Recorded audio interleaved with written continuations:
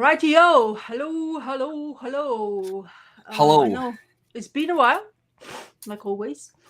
It's in It's my been a end of minute. the Yeah. in my end of the channel. Hopefully, people will turn up. I don't know, really. We're not doing really on a regular basis lately, but as lots of hmm things comes into account, and Terence had something else to do.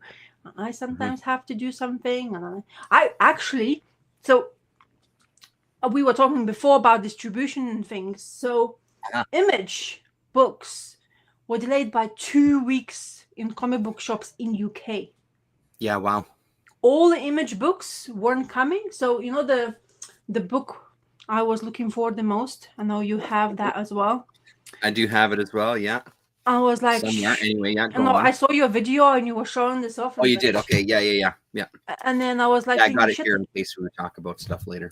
Yeah. So, and I was like thinking, oh my god, I'm not gonna. What's happening with Image Comics? My comic book side, they have distribution difficulties when it comes to that specific retailer. I mean, that hmm comic creator, like Image Comics. So because of this, like now we all having issues about diamond distribution because of this financial or whatever. We have now that some comic books just doesn't arrive, to UK. Crazy. So I Yeah. was thinking it's only my comic book guy, it's like naively. So Yeah. because I went to Comic Mart, I was thinking, okay, I have a chance to see a comic book shop in London. And it's been a while, so I thought, oh yeah, I'm gonna check if they have the book, so I'll buy it, and I don't have to request from my comic book guy. None of them had it, and sadly, also found out that one of the loved by me comic book shops aren't existing anymore. Oh. So Orbital Comics, they had all sorts of array of European comics. They have hmm they had a bag, like they had like quite a big shop, to be honest, for London. And they know more. They're completely shut down, says not gonna That's a open. bummer. So that was kind of shocker. So but I haven't been in London, as I say, for a very long time. And it was kind of like an interesting experience to be in London as well. And doing hmm Comic Mart. So I managed to go to Forbidden Planet, still there, Friday at Absolutely Madness. Uh-huh. That Forbidden Planet, which they host writers, they do signings and all that. They have the biggest probably comic store, like centrally wised, and they were out. It was so packed. I didn't want it to be there, to be honest, because there were so many hmm people around. I was just like, I couldn't concentrate. It's kind of I don't know how to describe the feeling when you live in the sticks. When you go to the big city, it takes a while for you to realize how many people are gonna pound around you, like walk around you, and basically, it's just too many people. Like you start I start feeling like a little bit closed down, like I didn't have a breathing space. There was no quiet time. There was too much things going on, and also There's funny always enough. something going on. I imagine, right? Like every corner you turn, there's more people and more noise and more action. And yeah. And then we realizing that there is this Chinese New Year parade happening as well, which is absolutely packed the street. So we arrived to London quite early with train. Train ride was fantastic. Bloody pricey for the train ride for free. And we absolutely thoroughly enjoyed it. It was lovely, to be honest. The rides and stuff like that was very convenient. And then we take tubes and all that stuff. So everything when that comes, really cool. And we were quite early. And then Rokas wanted to do something specific, so he wanted to go to this Lego shop. So my husband took them there because there's a queue apparently to get into London Lego store in London Center. Wow. 40 minutes wait just to get into this store. Wow. Yeah, so you could not believe how ridiculous that like kind of feels. Just saying like Yeah. a simple Lego store you want to get into, and you have to queue before you enter because there's basically so many people coming, and everybody usually goes to London and goes to Lego shop because there's far and few in between in UK in generally. hmm So that was, but then I went to Comic Mart. I paid up £5 to go earlier 1 hour, which really helped. Excellent. Yeah, that's awesome. Good idea. Also realized they're not free anymore entry after. You have to still pay now merely £1 fee to go into. So no more free entry. So you have to pay £1 now just to get after the hour. So basically 11 is £5 to get 1 hour early, because they usually open at 12 or officially to Yep. people. So, but you have to pay £1, which I was surprised by it, because maybe, like at the end of the day, the things go forward and stuff like that. But good. Ooh, hello. Hello, Howdy from Finland. Holy. Ooh, lovely. Finland. I forgot how to say Finnish hi, but anyway. So, and then I went in there, and I'm surprised nothing changed. The vendors, I recognize all of them. There are some few, like there's some not maybe regulars, but there are lots of regular ones which they have their own booths and blah blah blah, which they have like the big section of the floor, because they have all this wall section of nice CGC books and all that stuff, and they are a bit more pricey. But to my surprise, you still could find 50p pins, and you still could Amazing. find £1 pins. That's amazing. Oh, look, Finnish highs. Hey. Well, there you go. So yeah, so I was really pleased with that. Of course, many of those 50p and pound bins weren't something like where like you have to take a long time to scroll through them. Yeah, you got to dig through a lot of garbage to find something. Yeah. Exactly. And then there was, of course, other bins which were much pricier or unpriced, which I hate. Okay, if you have a stall, price your bloody goddamn books. Don't expect me to just, how much is it? It's just annoying, in my opinion. Yeah, super annoying. Yeah. Because then you never know, because that just puts you off from going. So I went to that one booth, and they were like, nothing priced. It's like, so I picked up one thing, sort of, I'm curious about the pricing. Said, how much that? And there was like 2 to 3 quid more than I was expecting. So I don't remember what exactly there was, but that was my end of the line. It's like, I'm not going back to you, because there's no point. I don't have enough time. There's so many people going. And then suddenly, so while I'm there for that, and you think 1 hour is bloody a long time, just to do your thing. It goes quick. No, because suddenly there's an influx of humans around you, and you're like, what just happened? Like, I'm surrounded, crowded, really. And then because I forgot, and then to my surprise, I'm so out of shape when it comes to comic book hunting, my back started hurting because I was leaning over doing this. I was like, wow, this really hurts my back. I was like, I can't do this for long. I mean, I need to rest or break. So, but I settled to one place where the boxes were quite high, so I could just scroll through. So basically, the biggest chunk I got was 50p a book, which was great, because they had a deal, like if you a certain amount you get for this price. And then the lady even reduced more for me, so that was even more so awesome. Yeah. So I didn't get any like crazy books. I honestly had more, but then that vendor which I picked up I would have had like double amount where I picked up, but they didn't accept cards, and I didn't have enough cash, which is stupid of me. But I like these days cash is not really relevant, which is quite sad, to be honest. But then you realize in London, in a big city like that, there's barely any cash points where you can take your cash out. It's ridiculous. So they basically kind of like removing that. So it's basically forcing you to pay with the card, tap, tap, tap, tap, tap, that mentality, which I still want to know what I'm spending. I can't just tap, tap, tap away, because then I'm going to be broke by the end of the day. But it's just the way my thinking and my processes are. But anyway, I had lovely time. I was absolutely goddamn exhausted. I didn't stay long. I can tell you one thing. I stayed there maybe for what, like 2 hours, maybe, or 3 hours? Around 2-hour mark, but maybe a bit less, because my son was in another location, and I just, like when you know that they are there, kind of you want to go back and see what they're up to, blah blah blah. Spend time with them rather than not. So I went to so basically end up going to those Forbidden Planets, and I went to that another shop which is called Gosh, which they do a wall of beauties. Like they had independent, like obscure independent. They dedicated a whole wall for it. It's like, man, that's so good to hear. It's like it's one of the places where if you feel like you want obscure really kind of bizarre looking, like, just how So you that would be my describe. shop, is what you're saying. That would be my shop that I would go to, my go-to. Oh, dude, you do it. Probably you would go religiously there, because anything, whatever you like, whatever you have spoken about, I've never seen a comic book shop.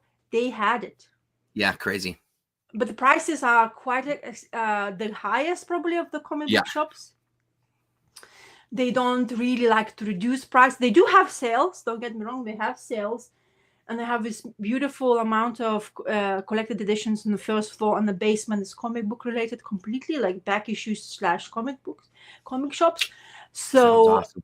but that, the first thing you do, it's funny enough, those obscure books, let's say, you open the front door, it's right on your left. First thing you see is that. That's so great. That's how they promote the creators who are not known.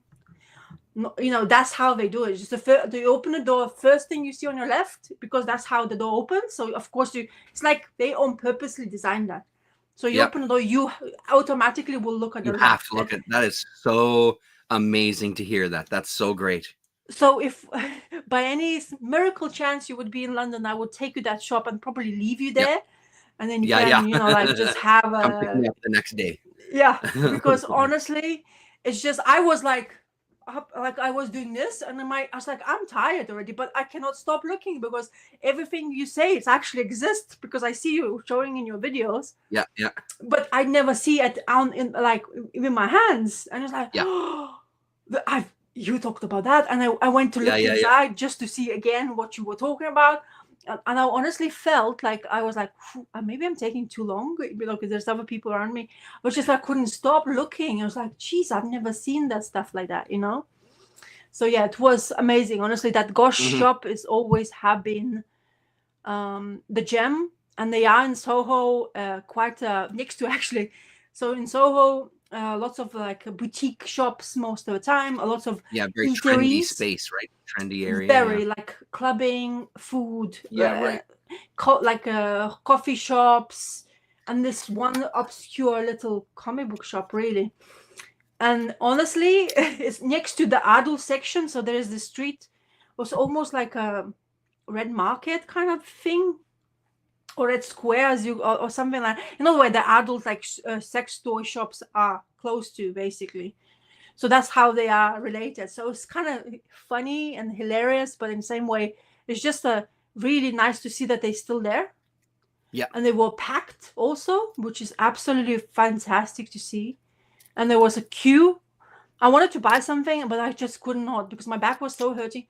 And I was like, I can't do this anymore. I love to be here. Right, but like you're talking at the Comic Mart, or you're talking Gosh. No, I'm talking Gosh. So this is I went to Gosh after my Comic Mart. Afterwards.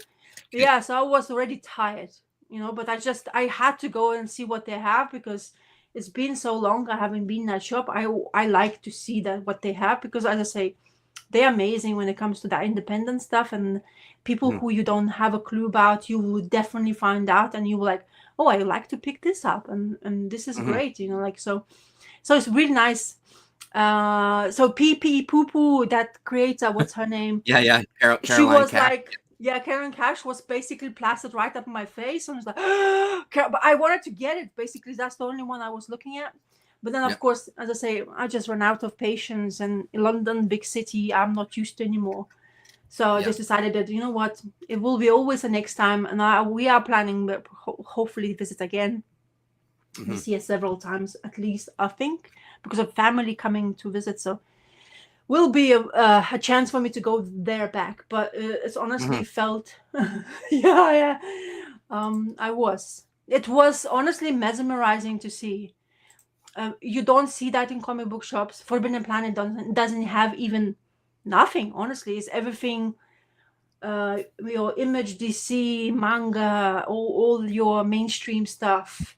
There's nothing independent called independent, really.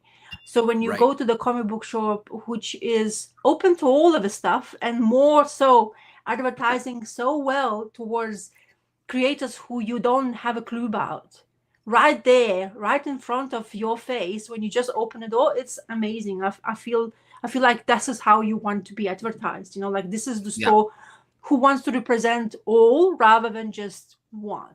You know what I mean? So Mhm. yeah, it's really felt nice. And honestly, I felt like, okay, at least this shop has, all the goodie stuff like what you wanted to see.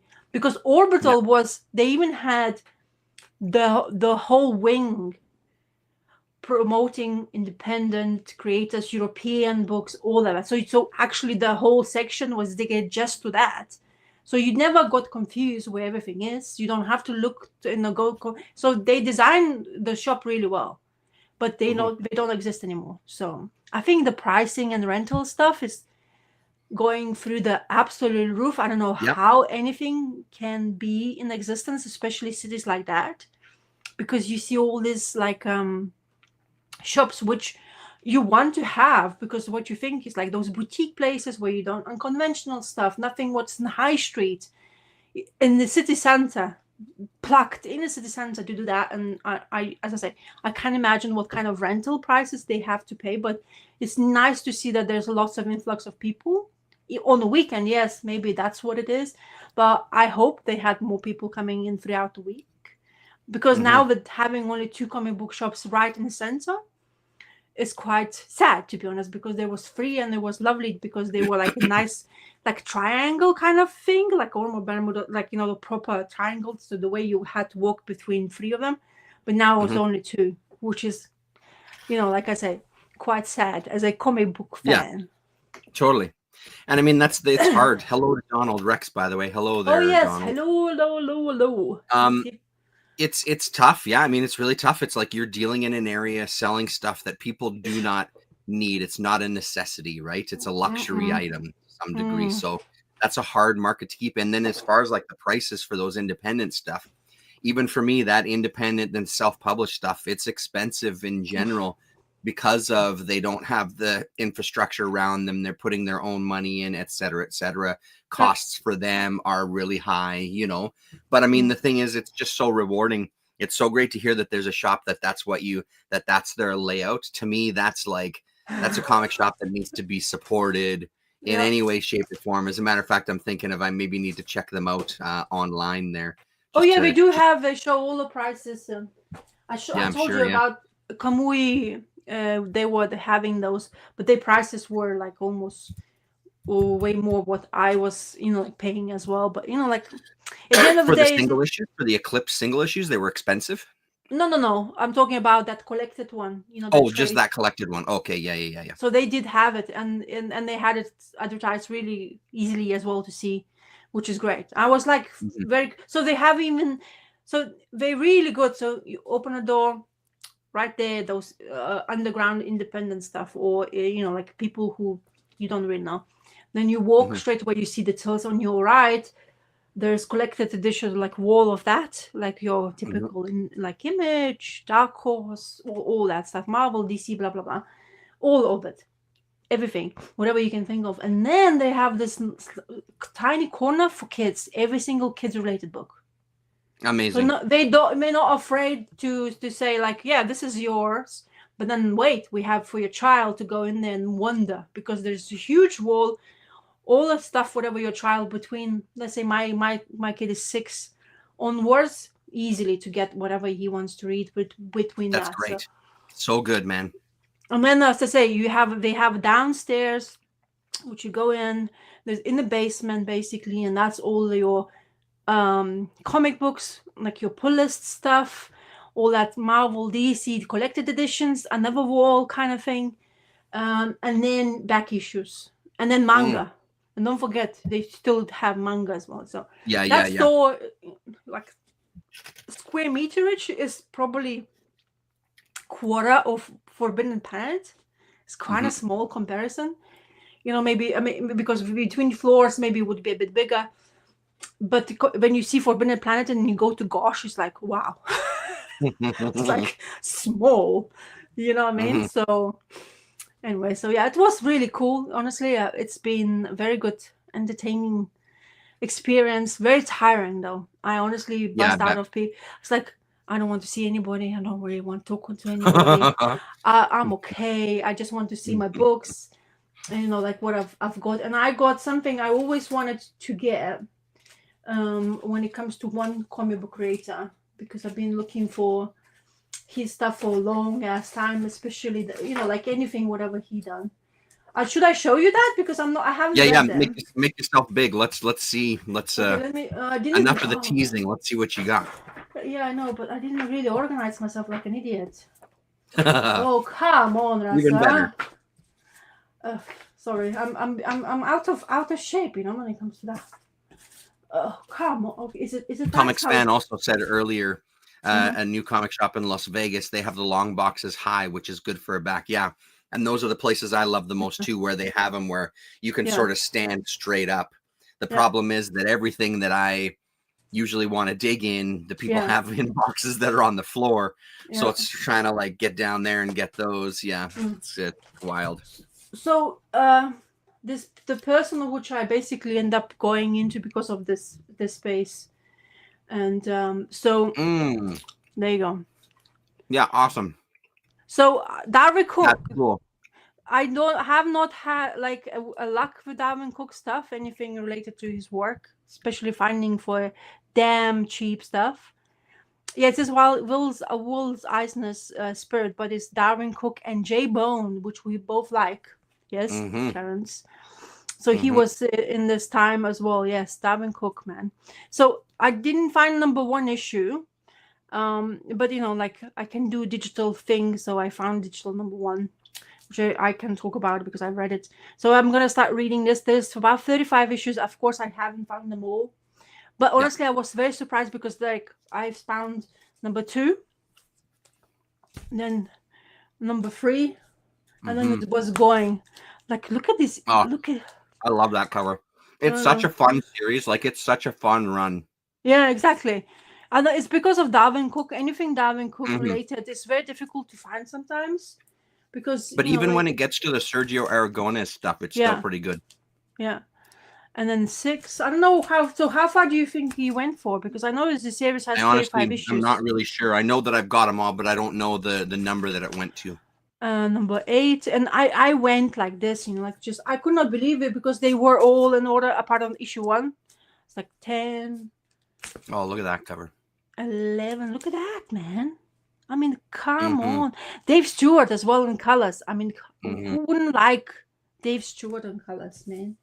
And look at this. There's just those lovey-dovey cover. And all of them are happy looking, like Holiday Special, #13. Yep. Which is fantastic. #14. So this is the #14 was the last one they had. So I definitely picked. Oh, there you go. We had an answer. Aragonés. Oh yeah, there you go. Aragonés. There he is. So I have basically most of them for the Darwin Cook and the Aragonés. I'm gonna try to see if I can get hold of the rest of it. Of course, when I'm gonna attempt to go to Comic Mark again. But this was as I say 50p per book. Honestly, it was so. That's so good. Holy crap. Yeah, because that's what I'm trying to say. Darwin Cook anything lately. Covers, whatever, you can't find it, I don't know where to put now. So that's basically big chunks of that, and then some not random. I don't know why, but I always kind of wanted to have, and it's very silly maybe for me to do that, but I decided because I'm an X-Men fan, I found some classics for like cheap. Well, that's cool. So a classic X-Men is the run where it has been reprinted for many, but there's some stories which is written new. So, but of course they have an omnibus edition of that kind of stuff. But when you see for this price tag, I wanted to go for it and just see whatever they had. So we're gonna start showing. So there's a 30, there's a 31, really cool looking covers as well. I know you don't really give a rat's ass, but I really like art. It reprints like original, like is it a whole arc or is it just individual stories? Each issue? No, they were reprinting everything, whatever they can when it came to X-Men. But the beauty about this one, look at this at the back. You get Wolverine drawn by John Bolton. Huh. That's wild. It's become quite popular due to that kind of situation. Oh, I'll show you the more. So there's this Dark Phoenix Saga. You see, like, so Dark Phoenix Saga has been for ages, but they had that in the reprint. And look at the back, another John Bolton work. So it's really quite interesting things going on. Number 30. Oh, look, there's another Dark Phoenix Saga. So I picked up because they were in there. And I was like, why not? I can just go for it and see if I can collect, because I really like, John Bolton. I absolutely agree. Yeah, he went absolutely mad on those back of the stuff. But there's some stuff which is like, like X-Men related. Not everything I can collect. This is 38, but I really like the stuff when it comes to X-Men, like especially in format like that. I have all sorts of Wave X-Men, but I never kind of fully committed to one. I remember when this was kind of cheap, there was a moment because of they were releasing the omnibuses, these books were starting to go up in price. But seeing this in a comic mart and seeing them for cheap is always a good feeling in my head. So yeah, totally. And everything reprinted so well. It's like classic look to what your X-Men is. You would expect them to have. That's a very famous look of the Wolverine. Anyway, so, and then there was some more of them. I have then a bit early issue, and then there's at the back interesting fight scene. Quite look at those muscles, hey? They do have muscles.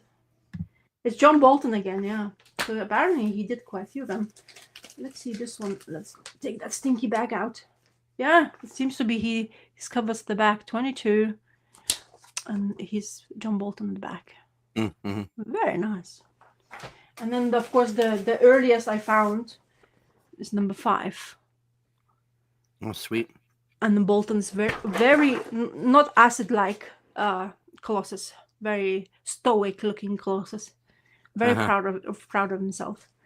And then a couple of, as I say, I didn't pick up much, but this is where, because I was really not like. Do you remember I told you about my intention not to spend that much money because I have been buying quite a few other things. Oh wait, there's a couple more. Yeah.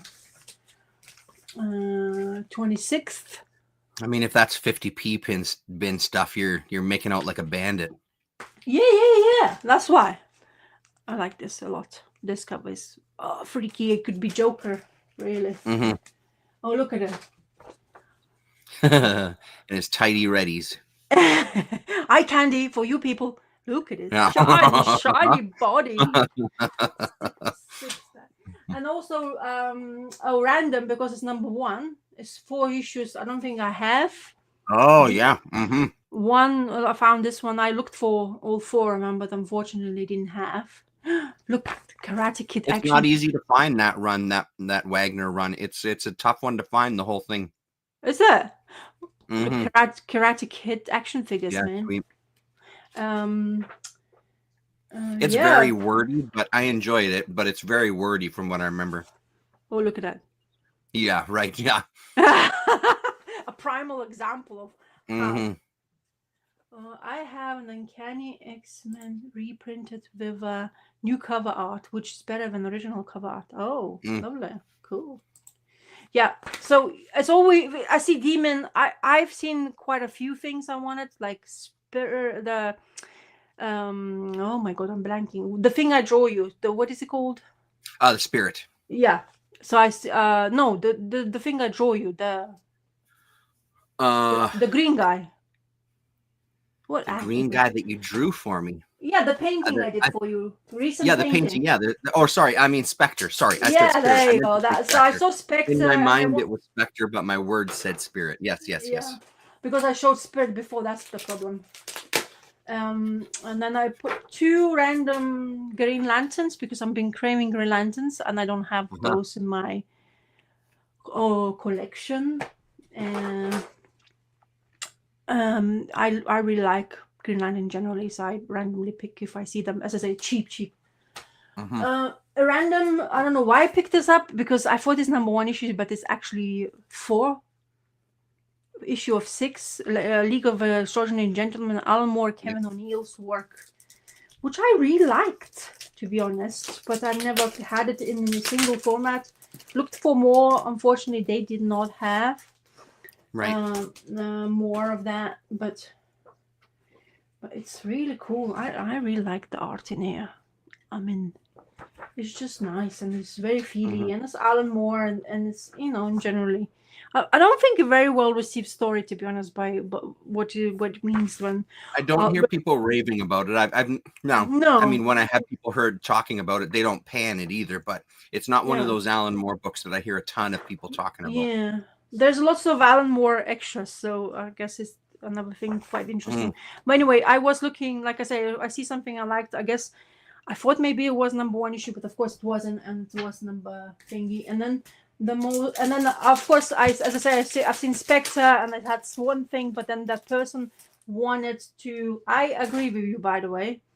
I absolutely love the movie as well, and not well received movie either. I'm talking about League of Extraordinary Gentlemen. Yeah, right. Yeah.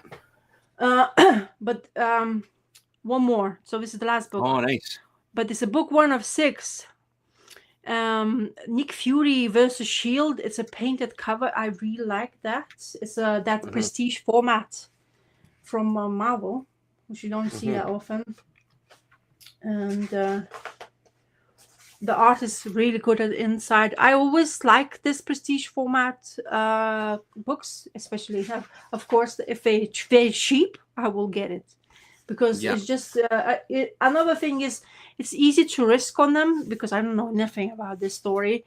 So if I like it, I can collect the whole if I can find, of course, but I can look for it now. And if I like the story, and I kind of like this Nick Fury part of it, you know, like it's kind of like the stories you can actually enjoy reading and stuff. Shield. I really like the TV series called Shield. I don't know how many people. I don't know if you were aware of that, but I really thoroughly enjoyed it. I do know it. Yeah. But so this is my as I say, my small little haul. But for what I paid for it, it feels it is Steranko cover, and that's why I kind of got it, because painted Steranko cover is nice to look at. $350 original release price, which is when is it released? Is it 90s? 1988. So yeah.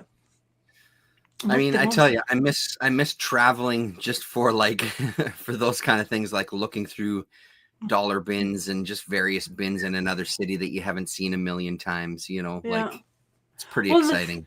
The thing is, you know, I complain about going to London and having been there far away, but honestly, it's not far away whatsoever when it comes to where I live. It's not an excuse, because we don't live in such a vast countries as yourself, Mr. Canada, and, you know, Americas. You know, for you guys to just schlep to another town is almost 3, 4, 5 hours trip, isn't it? Yeah, I mean, it like there's really nothing in Manitoba. There's really nowhere. Like if we go to Brandon, which is 4 hours away, I think they now have a comic shop, but it's not that great. So if I want like another city, I've got to leave the province, which is going to Regina or going to Saskatoon or something, which is even longer of a drive, right? So it's not a day trip situation, basically. Well, there you go. That's the thing. So that's why I kind of try to remind myself, because, you know, I'm knowing you for long. I've not have read that, but you I don't know it either. You put suggestions, I keep a note, and then I'm gonna, you know, whatever. It's honestly, I like people's suggestions, whatever it is. Ooh, Sean Connery's character. His character sold away from the movie, right? Of so League of Extraordinary Gentlemen. Now, yes. So I'm interested already. I like Sean Connery. He's the best, by the way, when it comes to Scotsman.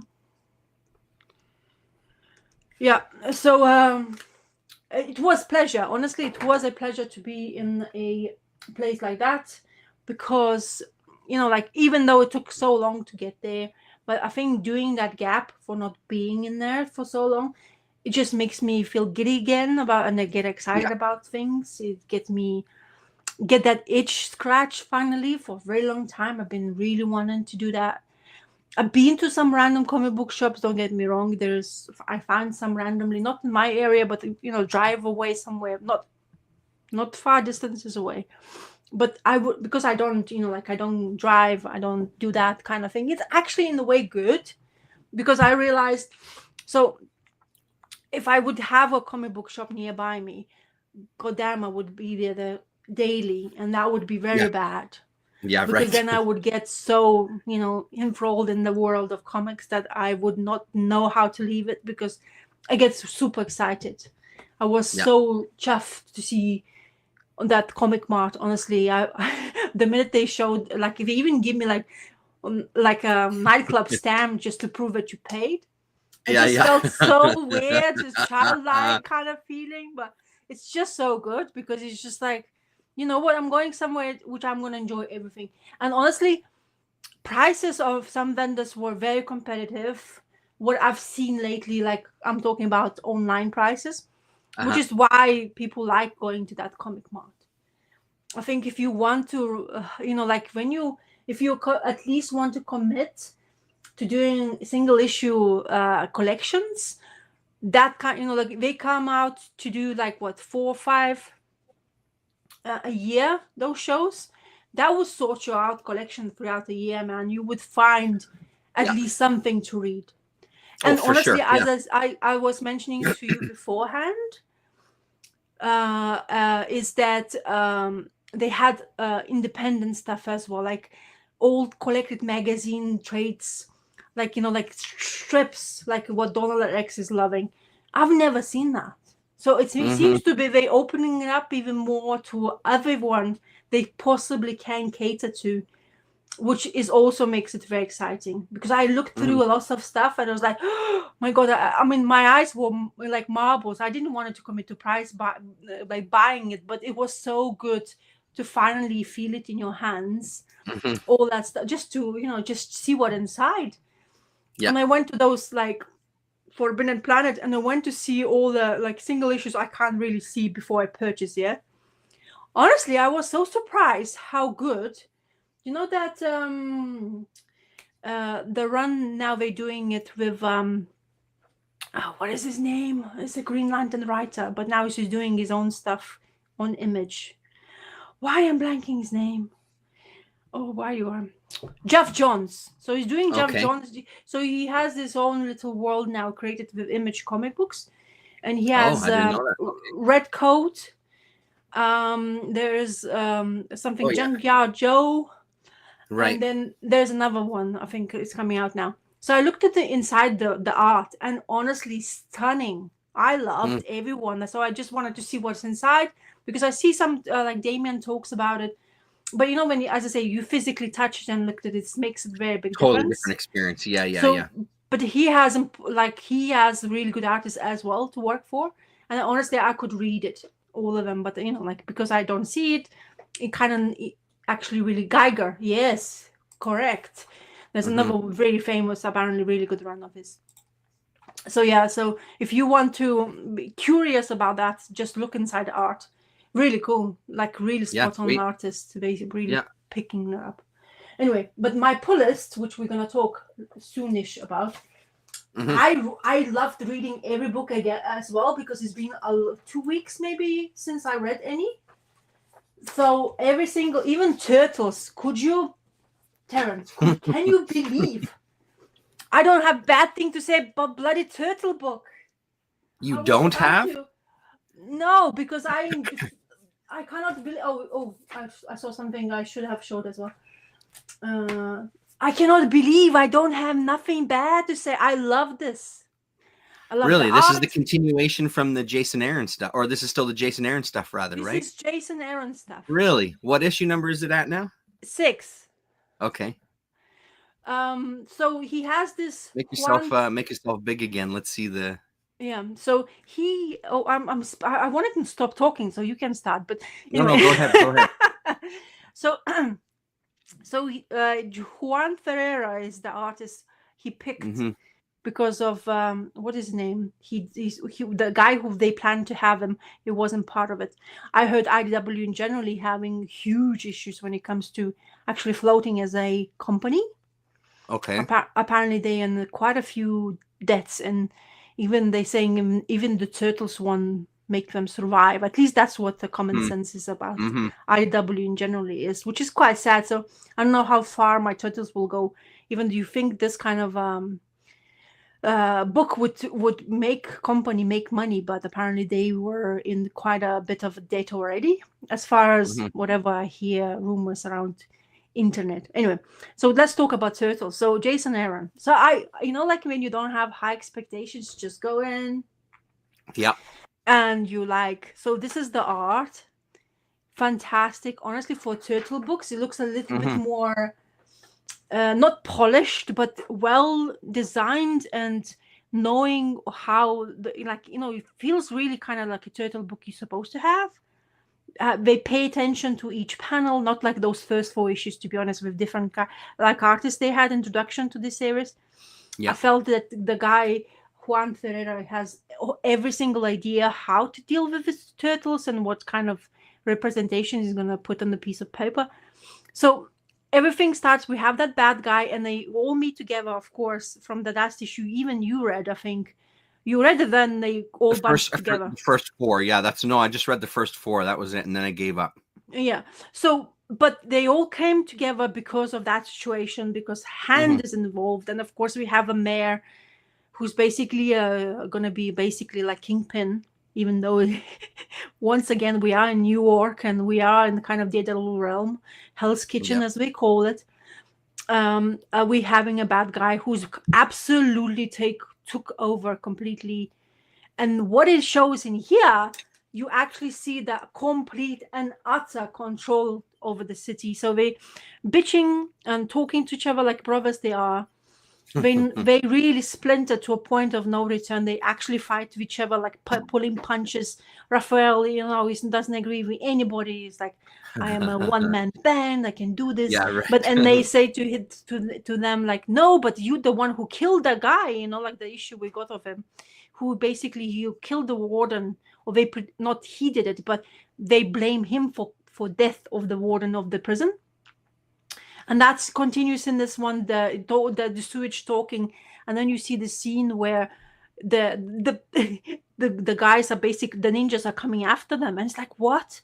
I mean, it's stinking here, but now we have to fight away from being in the sewers, and they end up in the streets of New York, and everybody's basically coming after them. So the coppers are bought, the firefighters are bought, everybody you think was supposed to be protecting and serving the city, we going after the turtles. And that's this huge scene happens.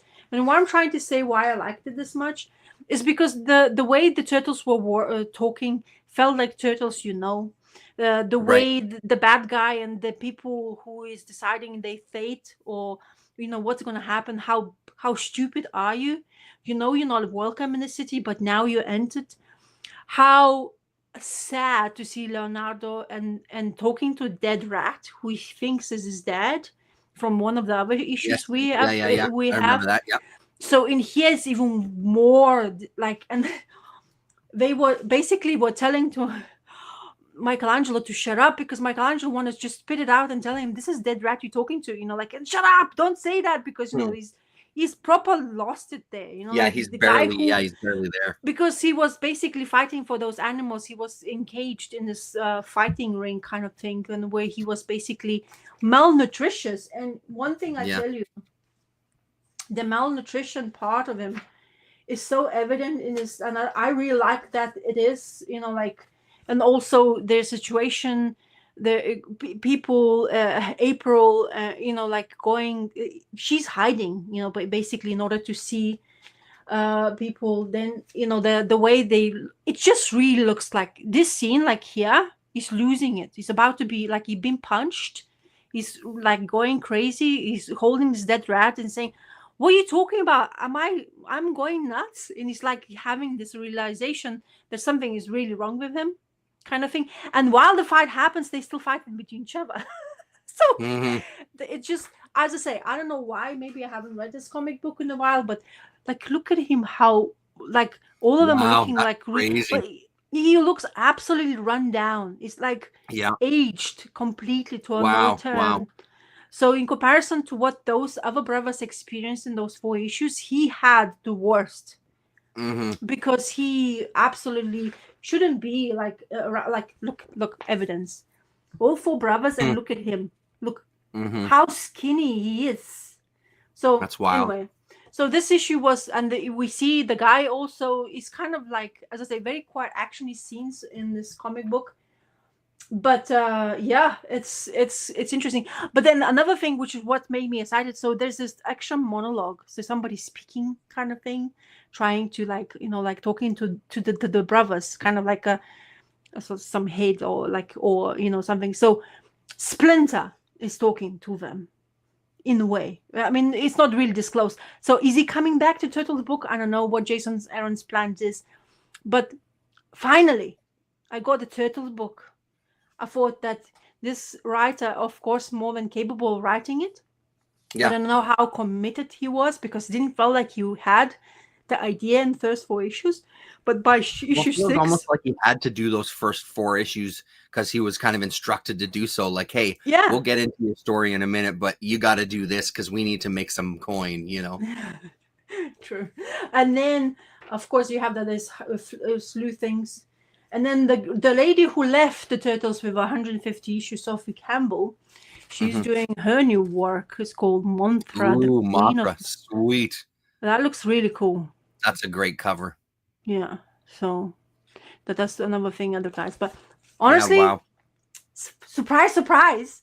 I wasn't like happy after, so because, you know, like that's what I expect Turtles to be like. They have to still have to be on their own personalities. They have individuals, ideas, how and everything has to be dealt with. But when you split them apart, it's kind of difficult, because if you know them as a brother or band of brothers who is really not cohesive as a team, but still kind of works in the same way by luck or chance or whatever, it's really felt like really good. Oh my God, I'm going all red. What is that going on? I think I'm hot now because I was cold. Yeah, right. Whew! Burning up with comics. Rationing up. Donald had said earlier, where was it? My pal texted me from the flea market saying he just got a big collection of 70s stuff. Oof. I decided to stay home and watch you guys instead of rushing down there. Well, Donald, that is high praise, because I would have said, screw you guys, I'm going to look through comics. Yeah, because you can watch us after. I mean, come on. But I salute you for your... Live is the thing, though. It's live. You got to connect live. True. Yeah, don't get me wrong. But your patience and your resilience for not go and watch the 70s comics, I would be probably running towards it. Yeah. But that's really very, very nice of you. Yeah. So have you managed to read anything? Or... I did read some stuff, but I also picked up some stuff just even today from like a 50-cent bin. Nothing super out of control. I'll just kind of show you an issue of Primal from Dark Horse. This is a Clive Barker book. Is it? Yeah, 2 of 2. So I don't know. Again, 50-cent bin. You're more willing to just pick stuff up just cause. Yeah. Pretty wild back cover there. An issue of, because I'm still doing the filling in gaps with Eclipse comics. This is an issue of Zot. I don't think I have it. I wasn't really looking at my list or anything, but I know that I don't have that whole run. That's issue number 31. Another one that I wasn't sure if I already had it, but it's got Race of Scorpions storyline in it. And this is that Dark Horse Presents, so number 25. I might already have it, but it's okay having a double of something like this, because again, 50 cents. So, and I got for my daughter, they only had the first 2, unfortunately. I've already got the 4-issue mini. Oh, broke this week. Yeah, that's why. Okay, fair enough. The Trina Robbins, 2 of the 4 Trina Robbins Wonder Woman books. Yeah, so I thought I'd pick these up for my daughter just to kind of, because she's got her comic book box and stuff. So, nice. So that's a cool one. And then this Matthias Schultheis, who did a book that I can't remember the name of. I think it was a Catalan thing, a German cartoonist, and it's called Propeller Man, again from Dark Horse. It's an 8-issue miniseries. He only had the first 5, but that's fine by me. His art is very cool. The covers is what you see on the inside as well too. Oh, look at that, some cards as well. This era of Dark Horse, they had trading cards inside as well. But I mean, that's what you're getting on the inside too. This kind of wild painted style, very colorful. Issue 3. before we hit with like the greens for issue number 4. Yeah, on the front it says 4, but yes, that also might be a mistake on the cover. But it's a fun little series. And then it never hurts to have another copy of Batman Adventures. This was like the Halloween Comic Fest one. This was the expensive book of the. Oh no, this was the second most expensive book. A grand $2 for it. So I thought I'd pick it up. I'm pretty sure I've already got one of these, but again, it's some of this stuff I don't mind having doubles. A variant cover of False Sunrise from the Trad Moore run. So for $4, this was the most expensive book. But it's, not a cover that I love. But when it comes to this series and his Silver Surfer Black, if I see them, I like to kind of have them just to kind of complete. And one that I'm kind of excited about, this is the last one that I got for $2. So it's Batman with Ra's al Ghul, Master of the Assassins. Wow. I know I've seen this book. I don't think I have it. I've seen it. It's passed through my hands maybe when I was selling off a collection. But I love the Ra's al Ghul storylines and stuff. So for $2, it felt like kind of a no-brainer to check that one out. Yeah, it's such a great cover. He had a ton of Batman. It was fun to look through the covers and stuff because there's some really eye-catching, especially the Brave and the Bold stuff with a different guest every single time. But nothing else that really caught my eye as far as like part of me picking up or anything. Cool. And then I'll just talk about one that I read, like, because I did end up reading a few. Another one that's new. I don't know if people grabbed it or not. It was the only one that was left on the shelf. Farrell Dalrymple is his name. Look at that. I didn't have to look inside. So this is called Robot Todd. Oh, dude, I'm watching. Oh, I didn't even know if he is in existence because I watch his YouTube videos and I absolutely love his stuff. But then I didn't know if this exists. His stuff is so good. And even when I brought it to the counter to buy from Ashley at 204 Comics, he's like, I've heard such good things about this book. It's really fun. It's part of a bigger universe that I'm not familiar with. So I'm sure that there's things that I'm not quite following. But his art is just so stunning. It's such a beautiful looking book. Yeah, like I said, it was the last one he had on the shelf as well too. So I really enjoy his art. And I whenever I do read something from him, which isn't that often, it just makes me realize, like, why do I not have more of his books in my collection? Because he is such a talented artist, man. It's beautiful. Your screen is frozen. I can't see anything if you are showing. My screen is frozen. Now it's you back. Now it's live. Okay. Okay, so yeah, so basically I was just showing some pages while it was happening there. Yeah. That the interior art is beautiful, and I really don't know why I don't own some more from Farrell Dalrymple, because this is really great. So I guess this was a Kickstarter thing, and then it's got put out by Floating World is what it says on the back there. So that was a fun read. Like I said, not too much more to say other than that. It really felt like kind of a world building. It really felt like there was a lot of characters that were, I mean, at least introduced to me. Again, if you know his work, chances are you're going to know these characters better than I do. But for me, I felt a little sort of lost as far as what I was supposed to be getting from this. But it's issue 1. So yeah. But the art made it really easy to kind of sit and flip through because it's just gorgeous. And I love the big panels too. Gives his art a little more room to breathe. Yeah. Well, so cool. Very cool book. You should see his YouTube videos because he actually talks about all the stuff he's creating and how he's thinking of the panel, how he's watercoloring, and how he has to work his processes is actually quite very interesting. But even know that actually came out, so I wonder if my comic guy even will have it, because usually those kind of things are not very easy to get hold of. His most famous one is Pop Gun War Gift. That's right. With the angels. And didn't he do Omega the Unknown as well too? Was that Farrell Dalrymple that did that for Marvel? There was a Marvel book. Well, I see what he has. So It Will All Hurt by another title. The Wrenchies is another title. Often Wrong is another title he has done, and that's the only things I've seen. He done some work for the Mind Management as a cover artist, I presume. And the Pope Gun Yeah, War wasn't is it? Yeah, right. 2 issues, and he also was featured in Island. That. Yeah, Yeah, Terrence is out. yeah. Yeah, I know it's weird. Everything is super smooth on my end. Like I'm yeah, not choppy. You're not choppy. It's yeah. crazy. Yeah. Yeah. By the way, while Terrence was talking, I was looking through a Google to see what you were talking about, and this is looks like right with my alley. But do you know if this in English at all? This Coronado is about the duck detective, which is you should see the cover. It's hilarious looking. I'm just gonna check right now.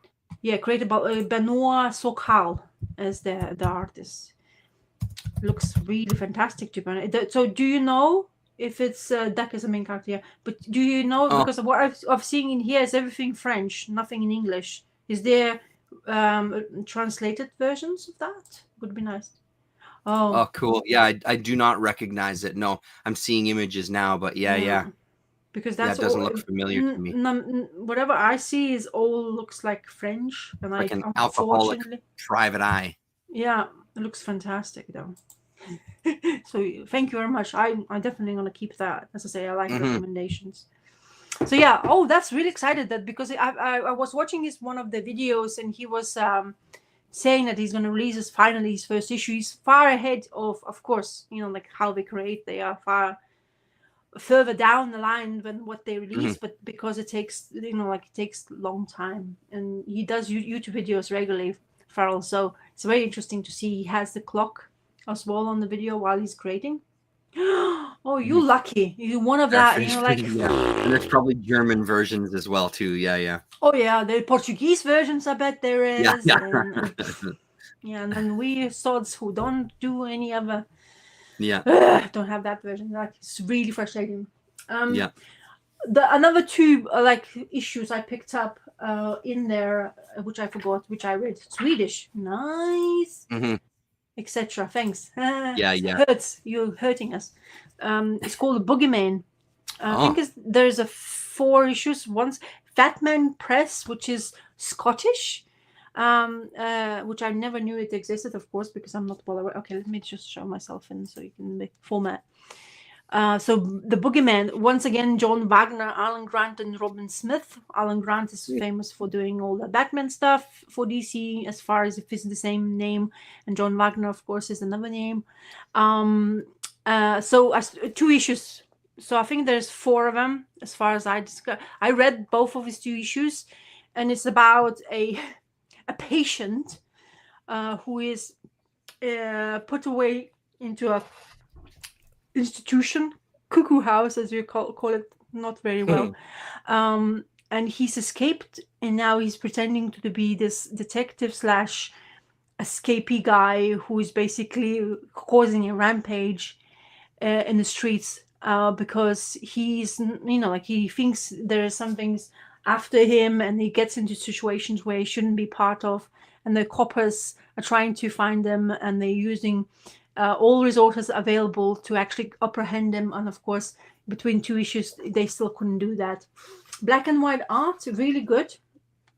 So Robin Smith is the artist. I'm not really sure if I've heard of him, but it's all in black and white. It's really beautiful. Yeah. I like that kind of stuff. It's quite busy paneling. So the way it starts is like this huge party in that cuckoo house. And there's some of them who is basically with constraints while they are inside the rooms from the locked eye, but everybody's celebrating New Year. And it's what's funny is it has Scottish. It's written in a Scottish slang, and even for me, who has been living in England for 20 years, it's quite difficult to understand some obscurities. But it's funny enough, because of that, I think they wanted to cater everybody to understand what it is. They had my glossary will tell you what is all that means. It's like af, off, or like bra, handsome. Bra is handsome. Ferret face, someone about to be struck. Glute, stupid fellow. Wit, what? Sandwich. It's a sandwich, but I can't pronounce it properly. So it's really cool. It's an obscure little story. It has this figure with a balloon, which kind of scares the, like. So he basically pretends to be hanged. So the guy who comes in his room gets really scared because they check before, everybody's secure through the pee hole, and he sees something hanging, and he thinks, oh my God, the guy killed himself, and end up seeing the balloon face. That's how he used his face, and then he basically gets bashed to his head, like, and that's how he manages to escape, because everybody's busy to celebrating New Year, or hootenanny is very, very like phrase that's used in this country. There's even a a live show called Hootenanny just before New Year's, very famous on BBC. Which I never were aware with it. Why call Hootenanny, but apparently it's all the traditional stuff. That's how we used to call it before the New Year's and blah blah blah in celebration. But yeah, so this story is like really funny. So this is the guy. He thinks that somebody's like fat man after him. He goes and sees the people, and suddenly he thinks he's in a situation where he's supposed to be at. Like somebody's like, he's asking, he's not like, do you know this fat man who's after me? And it's like, and some random person comes to you and asks you that question, you honestly will say, no, I don't have a clue what you're talking about. And then he has this idea in his head, oh, so you're just talking bullshit, or you're trying to escape it, and basically ends up punching the guy to the face and escapes. And then he finds the car, then he finds where to drive into a building where he steals a gun, in all sorts of shenanigans this guy does. And of course the people in the house not realizing this first issue, and in second issue you realize what an extent to where he's at. And this copper is asking this doctor, what do we do, how we know? And they say, well, if he's in that state, he's unpredictable. He's going to be reacting to situations he's at, and he will make up a story according to that. So he's basically on a spree of going out and doing stuff, but to a point where things doesn't exist, it only exists in his head. But then he's like abducts people. Then there's other people like bad guys who is basically deals with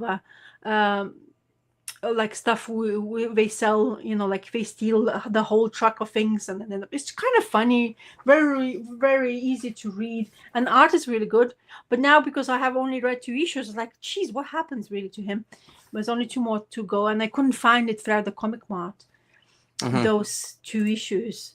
Did you do a dig online already or no? Oh yeah, I looked in eBay. Of course I did.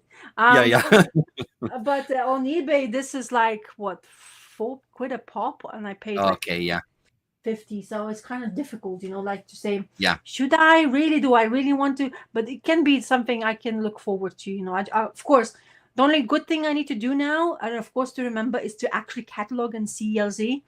Because I did look some stuff sometimes, and it's like, where is that stuff? And it also happens to me when I read my new stuff. And it's like, like when it takes a while for you to read a book. Yeah. You feel like you haven't read it. Yeah. Something you're a mess, some story, like what is going on? And then you'll think like, oh shit, like I missed it. And then I'll go to CLZ. Not, of course, I'm in the same house, but God forbid I'm going to go to this room to open a drawer because it's so long. I go to my device and it's and then you're like, oh, I have that. Of course I have it because I cataloged it. So surely it's there. So lately my cataloging has really gone to shit, to be honest. I'm not as up to speed with it as I have been in the past. Like even talking about the stuff that I've even read, I haven't put it in my CLZ yet. I've really got to stay on top of that.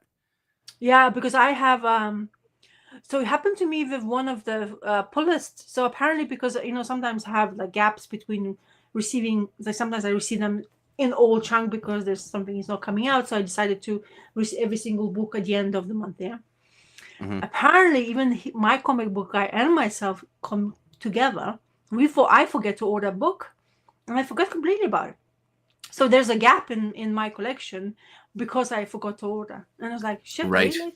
How bad am I? But anyway. Now I'm a bit more diligent when it comes to that. Yeah.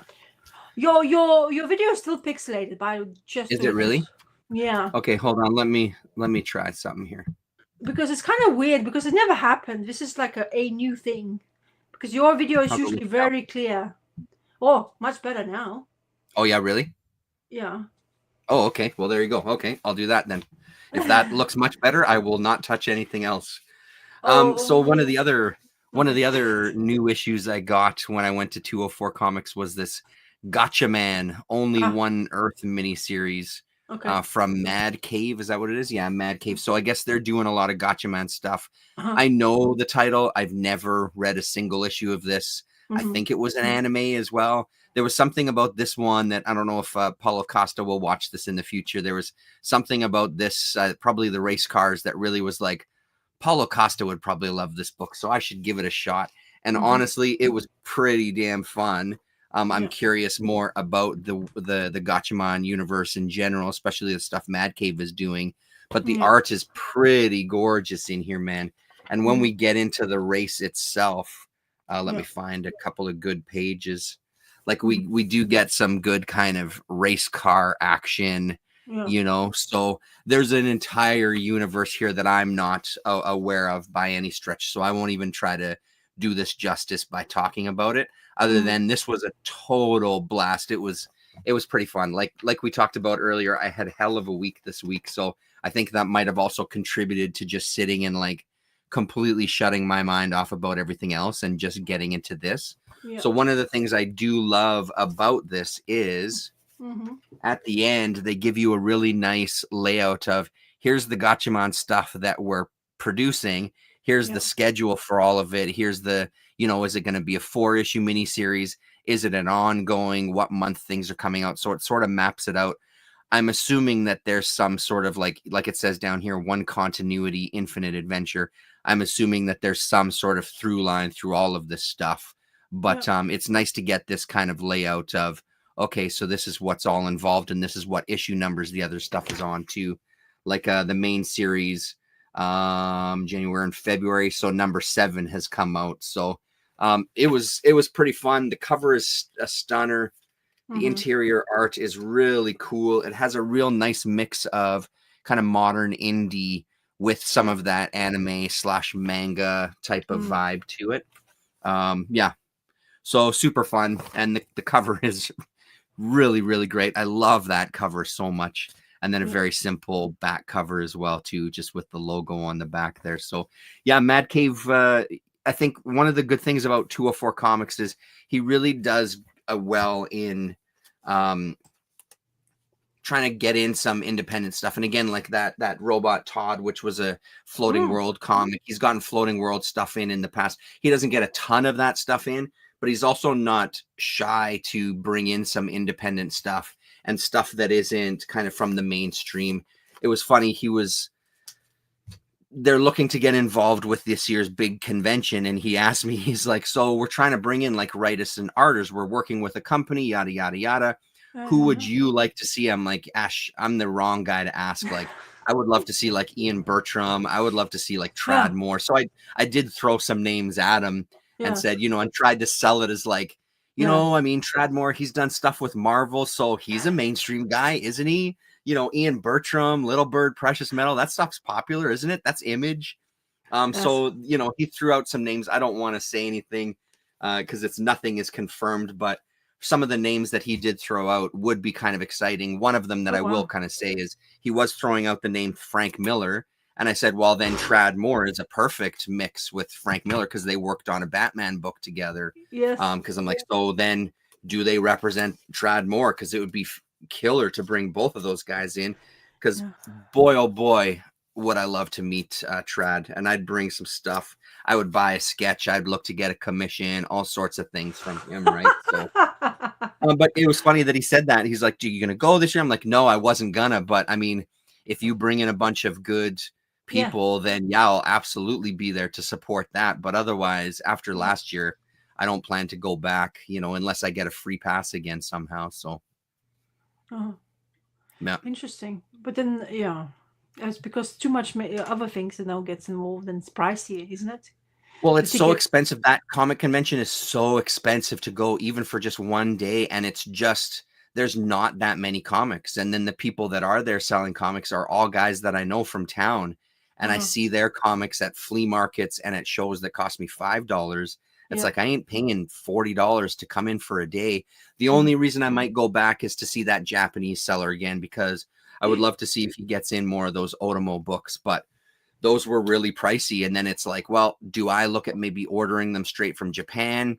Because I've seen some prices there that are comparable to what I paid.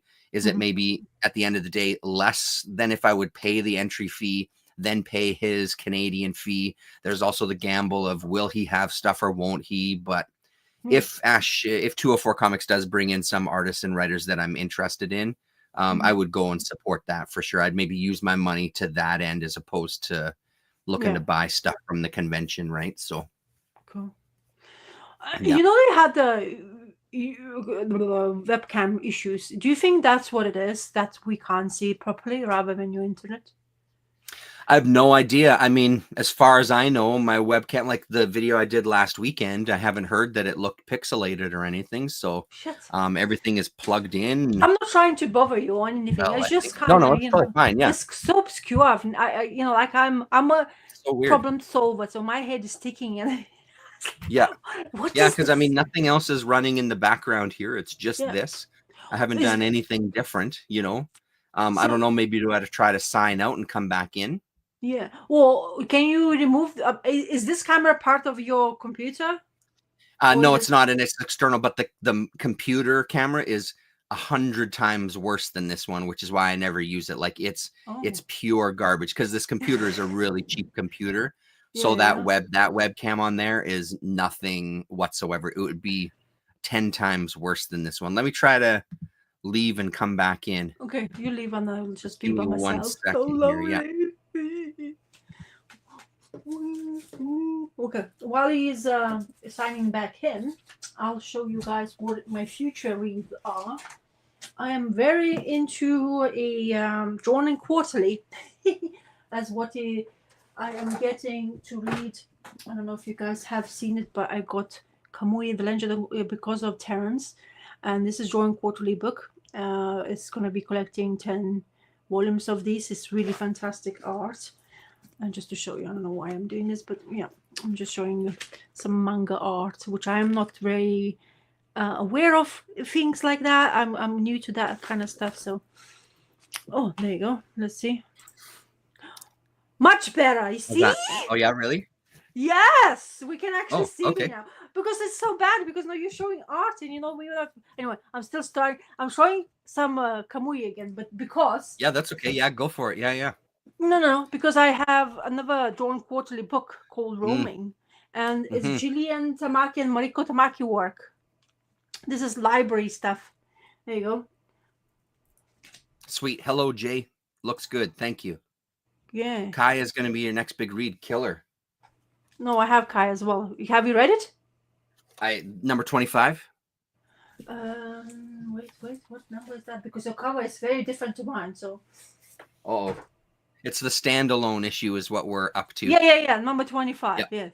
Yep. Okay, cool. Okay. But anyway, so I haven't read this yet, but I picked it up from library. It's Drawn Quarterly book once again. We love it. Yeah, I know it. Yeah.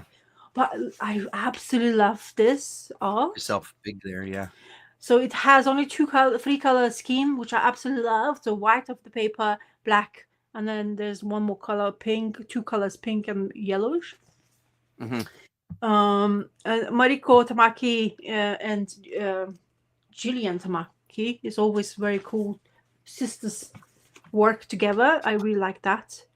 So yeah, I picked it up. Not sure what's the story about. Probably nothing overly too serious, but why not? Libraries coming through. And library had this because everybody's raving whoever reads Marvel. So I thought, okay, I'm gonna do it.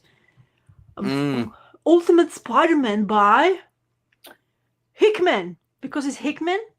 Okay, I'm gonna, like they have it. I think it just came out a couple of weeks ago. This first volume, collected edition.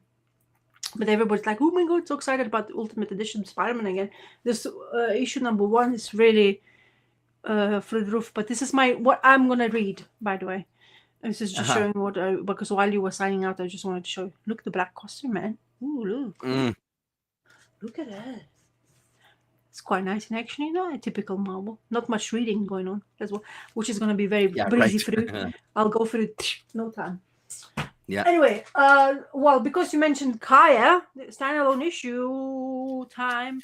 So you remember I told you about? Wait, you don't have to be too. Yep. Kind of feel lonely. Do you remember I told you that his his plan is 8 volumes? So he's mentioning that at the back, which is kind of confirms it, which is great for people to know. So what's your feelings? I got confused, but in a way I found out extra information because we saw these guys prior with our Kaya and Jin's travels. So he's kind of coming back in order to basically kind of enhance the story plot lines because of this. Yeah, because it's like a prequel kind of thing, right? Like it's a history of. Yeah. Exactly, which is really good for us because sometimes I think we, as reading month by month, the story goes quite fast because it's quite pacey. But this one gives you that moment of kind of understanding the world a bit better, give you more cohesiveness towards all other characters which are involved in, and they part of the whole adventure basically. And honestly, I mean, I don't know, but this man can't do any wrong for me when it comes to his creating, like his art style, his color schemes. I was just gonna say that. Like, I think one of the things that we haven't done as much is calling out Jason Wordie specifically for his colors. Because issue after issue, the coloring is so fucking good, man. Yeah, I mean, look at that page. That lettering is so tight. Just using it as the white space, it's really, really good. It's everything in generally. This is really cool when it comes to the series. It's a pity we're gonna have a month gap in between the issues now. So when March is not gonna be a Kaya issue because that's what he said at the back. So April is coming out again with the issue, which is maybe it happens. I know he said that he's busy with some other work, which is basically what makes him take money, and he explicitly says how many people in the world, how difficult it is to do this kind of stuff because of it's not these days. It's kind of difficult for prolonged series to be relevant, like people are usually doing. You gotta bring 12. Some money in while you're exactly. And it seems to be he has a creative team which is believing in them. Oh, look, I have to show this one. Look at that. Come on, man. Yeah, it's pretty great. Yeah. So it's really kind of enhancing the stuff. It's also this explanation at the back with the standalone issues of him is really helpful for us as readers, because it just gives you the right amount of information, makes him that he cares and he's producing the work. He really likes what that you guys reading the book, what he's producing, but also gives you that information, which is kind of like some creators don't do that much. At least I don't remember seeing that much, maybe caring to see that. And of course you have an extra, which I actually follow this Jesse. Is it Jesse? Yeah. Jesse Lonergan or whatever. Yeah. It's such a great, I'm so glad he did one. It's so good. I really like it.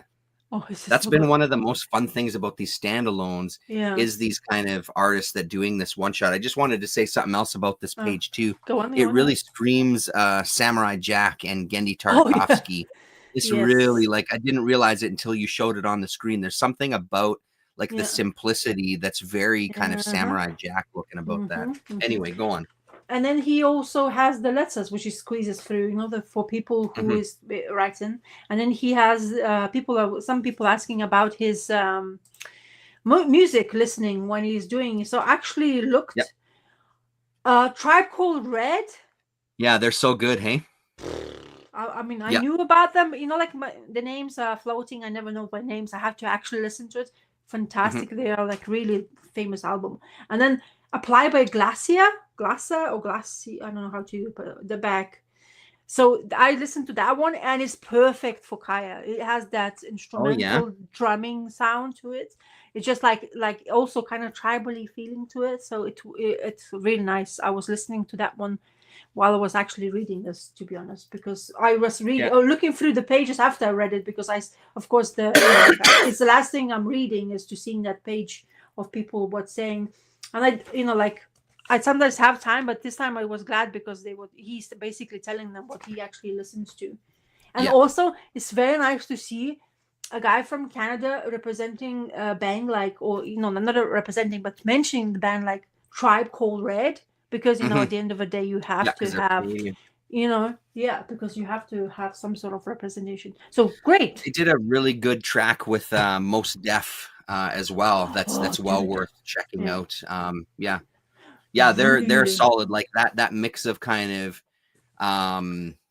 I don't know if you call it traditional indigenous music. I guess that's the best way to describe Yeah. it. And kind of like Pretty. a mix of hip hop and some electronic Oh, yeah. and then the vocalizations that they sometimes do with like the chanting and things. And like, yeah, it's pretty solid stuff for sure.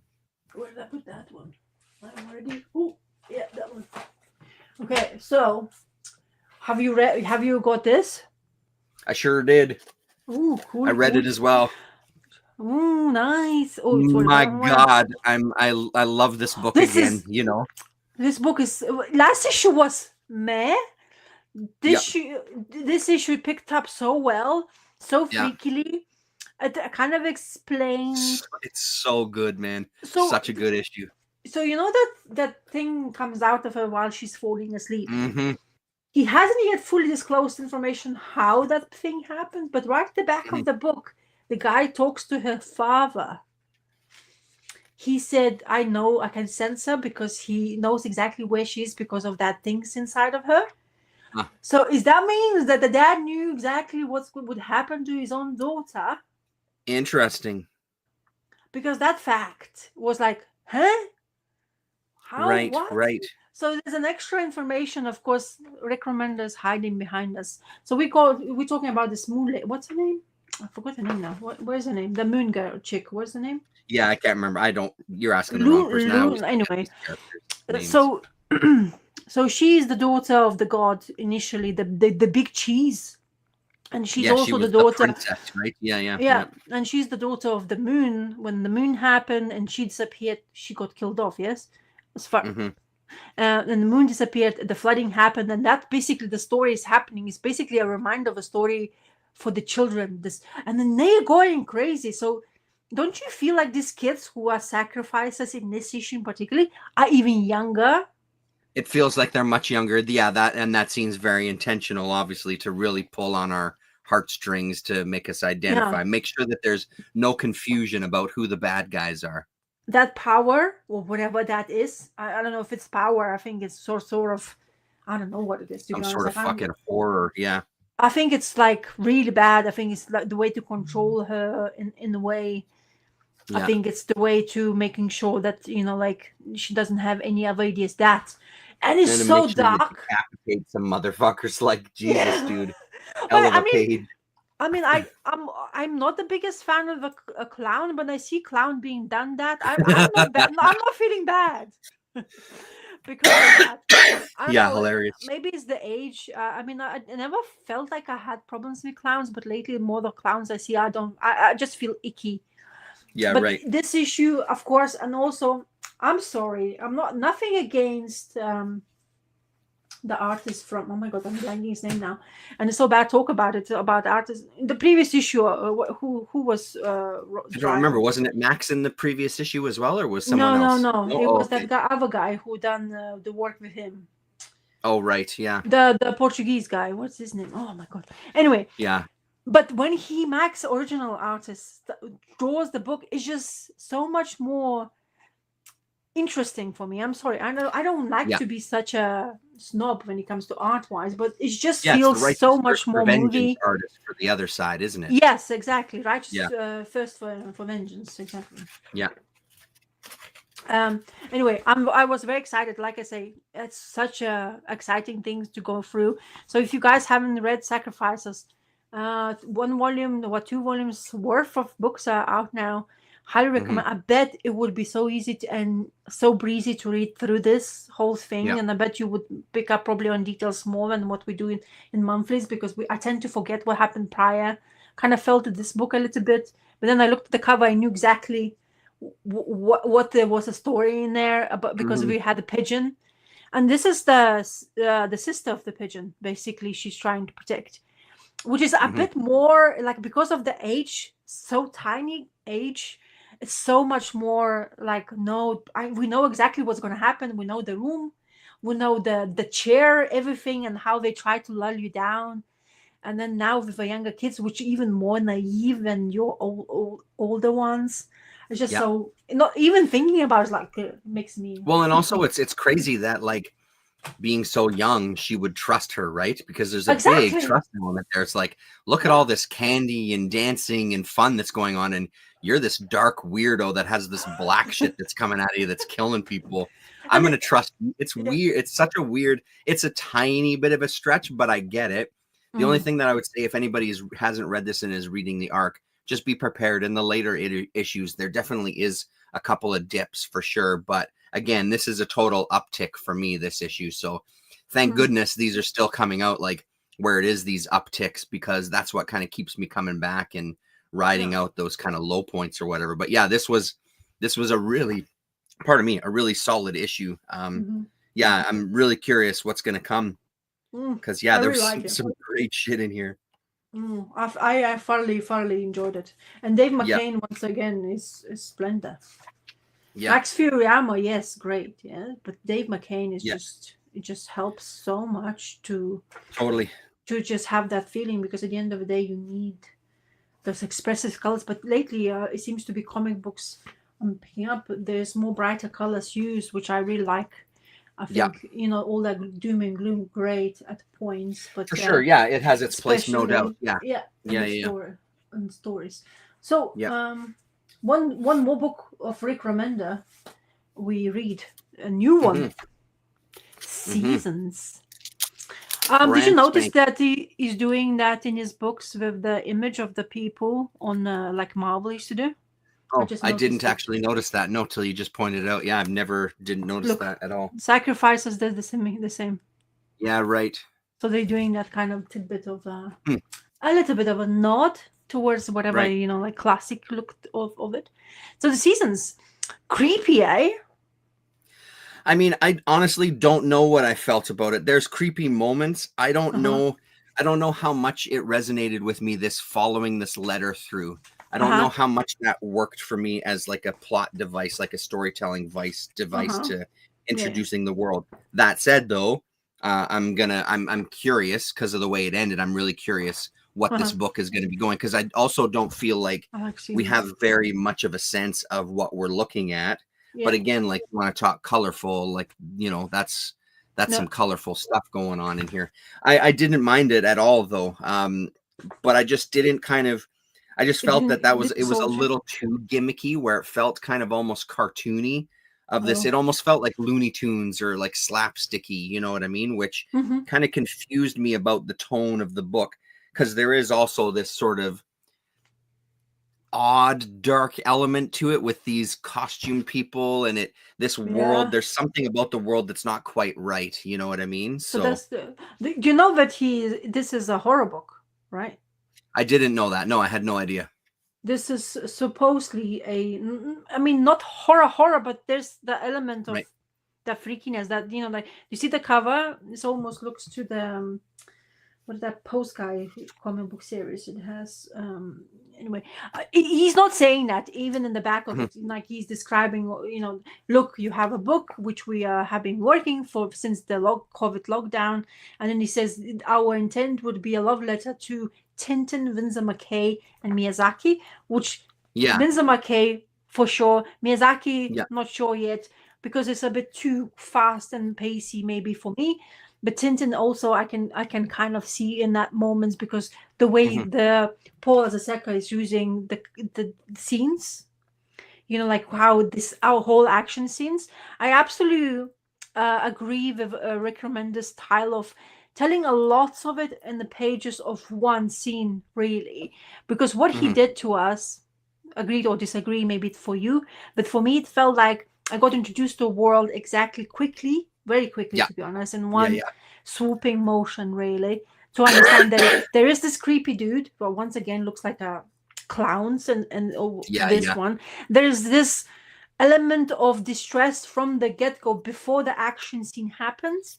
you know, like they nonchalant, like those two couple of like this. You start with this page and you're like completely blank, and there's one little bit of information, and then introduce you to a town where those creatures were present by, and what happened to the town in swoop motion kind of thing, because that's how they basically decided to create this issue. And then you have, which is, I really like this. I think this is fantastic way to introduce who is creators. Very easy to know. There's nothing to search for it. There, right there in center, creator, artist, let's say colorist, blah blah blah, and all letter and everything, which is absolutely fantastic, and it really worked for me. And this scene, because of the way she was doing, everybody she was talking to knew her, so by her name, so Spring, whatever it's called, seasons. And I don't know, maybe it felt a little bit too clumsy. That's why maybe could point at, but I really liked the like initial idea. How can you do it so quickly without you being confused? I mean, you're gonna be confused because you're just the first issue, yes, but there's you kind of know already her personality just by her doing this one scene, by catching a letter from her sister. And then you have that stop motion, you know, like the way intended to stop her by she's sitting down reading the letter of her sister, Autumn, and then you have that creepy vibe coming in, and that's fantastic part of it. I think I don't know, maybe it worked for me really well. As I say, I really the end was good for sure. That's the end is what would bring me back for the second issue. Like, okay, now here we go. So now what is this? You know, exactly. And and this is really, and also it's very good. Another thing I have to point out. So spring is all beautiful colors are just coming vibrant, changing blah blah blah, and then you have autumn and your color scheme changes. Fantastic. No, you know, like there won't be no confusion whatsoever who we are talking to. Let's say if the artist doesn't have the grasp of Paul Azaceta, but I think he's really good as an artist. I know what he's capable as an artist. This has felt a little bit too rushed for me. I feel you maybe it's his intention, because as I say, what they you know, like some artist decides to go, but this book I'll be maybe changing a little bit the way I was beforehand, because Paul Azaceta, I know, is much neater artist what he's presenting us in here in this issue. So it's a bit more, if you know the artist, maybe it's a bit more jarring for you to get used to it, the idea. But there was moments where it felt like it was stuff that was drawn at a certain size and then blown up. You know what I mean? Like as far as like the roughness to it, because that threw me as well too. Yeah. And that's the thing. There's moments when she's like the characters of the Spring. When she's close by, you like proper neat, everything looks splendid. But when she's in motion, maybe because, you know, like the way he decided to put those motion scenes, it felt a little bit too breezy. It's kind of whoosh you through that kind of. Actually, this double page, 2 pages were my favorite, because well, that moment made me giggle, like the way you know she's like flapping because she's about to fall down really badly, and very famous like scenes from cartoons where they sit in the clothes, the hanging clothes. So that was just That's what made me think like Looney Tunes and stuff. Yeah. But I think this really saved the comic for me as well, because of the storytelling, and knowing Rick Remender, and it's of course really did help me read it at the back. But not many of the Rick Remender books like here is like explain a lot of stuff, but not many not every Rick Remender book I like or I picked it up. I mean, just to see the giant generator catalog of his work, I mean, God, it's pretty impressive. I mean, excuse me, did you do that much already? And I was part of it, most of it. Like, how? What? So it's pretty crazy seeing that on one page, hey? Yeah, because like Scumbag couldn't care less for it. Then I'm not reading. Scumbag, that was garbage. I am not reading Napalm Lullaby, but I heard really good things about, and Holy Roller is like up and down, good and not really good. So, but and also seeing like the classic Fear Agent, because for me that was the classic like Remender. I love Fear Agent, and anybody who hasn't read Fear Agent, man, do yourself a service, and it is such a good book, man. So good. Funny as well. And funny and sad and touching and action and like it's an all around, and the ending is unbelievable. Like I love that book so much. That made a JD. big impact. Yeah, there you go. That made a big impact because I was getting that when it Yeah. was on the shelf, when it was coming out new. Yeah. And that was, yeah, so good. So for the price of $3.99 and having that many pages in this book, It's a hey, thick book. Yeah. woof. Recommender, thanks for not putting a $1 price tag on top of that, because what they usually do. Yeah. And you know how Image works lately with all the stuff when you want. But of course now he's seasoned creator. I think they don't have no questions what he wants to create because it sells. And I think he told that from the distribution, this book is actually sold out. The issue 1. Ooh, hello. Special guest star. And also, Yeah. just before special guest star comes in, Dust to Dust is advertised in here too, which I talked about in last week's because I got the first couple of issues. It's worth checking out, that Dust to Dust, even though it's not Remender. Hello. Are you okay if we watch a little bit of the Rocky without you? Yeah, that's fine. Yeah. Just make sure you fill me in on the deets. Okay. Okay. You going to do that now? Oh. Yeah. What time is the movie at? Sorry, give me 1 sec, Rasa. Hold on go, 1 go, sec. go. They need to talk. Very important things. So yeah. Oh, so you have this. I have the first trade on my reading pile. Nice, Fear Agent. Good one. Good on you. He did reprint, by the way. The Fear Agent. They used to have it as those library edition, but there is a reprinted hardcovers as well. Not sure how that imprint. But anyway, talking about this season. So yeah, this is in distribution. Is sold out. Doesn't mean it's not sold. It's sold out in the comic book shop, but from distribution point of view, Oh, really? this is sold out. So. Oh, wow. Good for him. I think it's being. You know, when he wrote that at the back, he's saying how he's being changed and how he's trying to not be overly talky in his comic books. That simplicity actually does work more than complexity. And I think in some ways, kind of like I'm noticing changes in his writing. I think he's more to a point now, more or less when, like kind of his storytelling has become a little bit more kind of like not clearer. I can't find the word, but it feels like there is some sort of change, maybe he's shift. using visuals more to set things up as opposed to being wordy. Yes. Yeah. And then another thing, really good. I mean, if you have, like he said, if you have a good creators behind you who can actually do like Paul Steka and other creators he's in, like Max Furama, they are already storytellers because they are able to do that on piece of paper for him. So it lets him to let go a little bit because lets them to do more. So kind of like really be a team. So which is nice to see. He used to be very poetic before. I mean, he's changing for sure. Yeah, he's adapting. Yeah, but he or had growing maybe is a better way. Yeah. But anyway, as I say, really good read. I mean, all the stack of books I'm reading. I have 2 more to talk about, by the way. If you don't mind. I'll show you one quickly. I'll show you one quickly. Another one. I haven't read it yet. Yeah, go. But from another 50-cent dollar bin, Born to Be Wild, which is from Eclipse Comics. I didn't realize that when I saw the cover. Born to Be Wild. Who's creator? I saw the back, and it's an anthology. So this anthology, the issues of animal rights, and then if you look at some of those names there, one I'm sure will jump out at you. Mr. Mobius jumps out at you. So shush it. I saw the first thing. There's two pieces by Mobius. One that's not so much of a surprise, especially when you see it. It's not stories, unfortunately. So the first Mobius one is this, Arzak, which is fine and stuff. But honestly, this next one, I think I've located my. People talk about their spirit animal. I think I've located my spirit animal in the form of a Mobius image right here. Look at that. That is an absolute stunner. Those narrow eyes, laid back, relaxed, little smirk on his face. Has a little bit of Totoro Miyazaki look to it. Like very much that so. is probably one of the most amazing pieces I've seen from Mobius. And I love most of his stuff, but I love this single page. So there's a ton of cool artists in here, like Bill Sienkiewicz, Starlin, Charles Vest, Trina Robbins, Neil Gaiman, Steve Bissett, etc.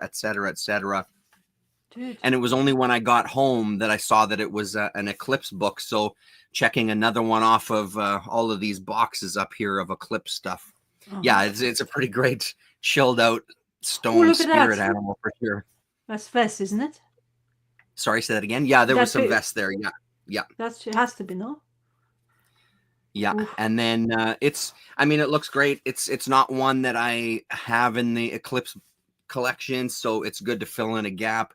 And then How when I much find you- this kind of stuff, it makes me like, yeah, I'm not selling my Oh, sure, Eclipse sorry. comics, because I was How talking much- about that a little while ago. Yes, you did. How much did you pay for it? This was in, I can't remember if it was in the 50 cent or the dollar bin, but yeah, it was cheap. I think it was in the dollar bin. Do you know how much is on eBay? $10. 15 stars. 15. Yeah. And then it goes up. Everyone's asked 30. Oh, and in wow. and in America, of course, somebody is asking 100 for it. Oh, Jesus Christ.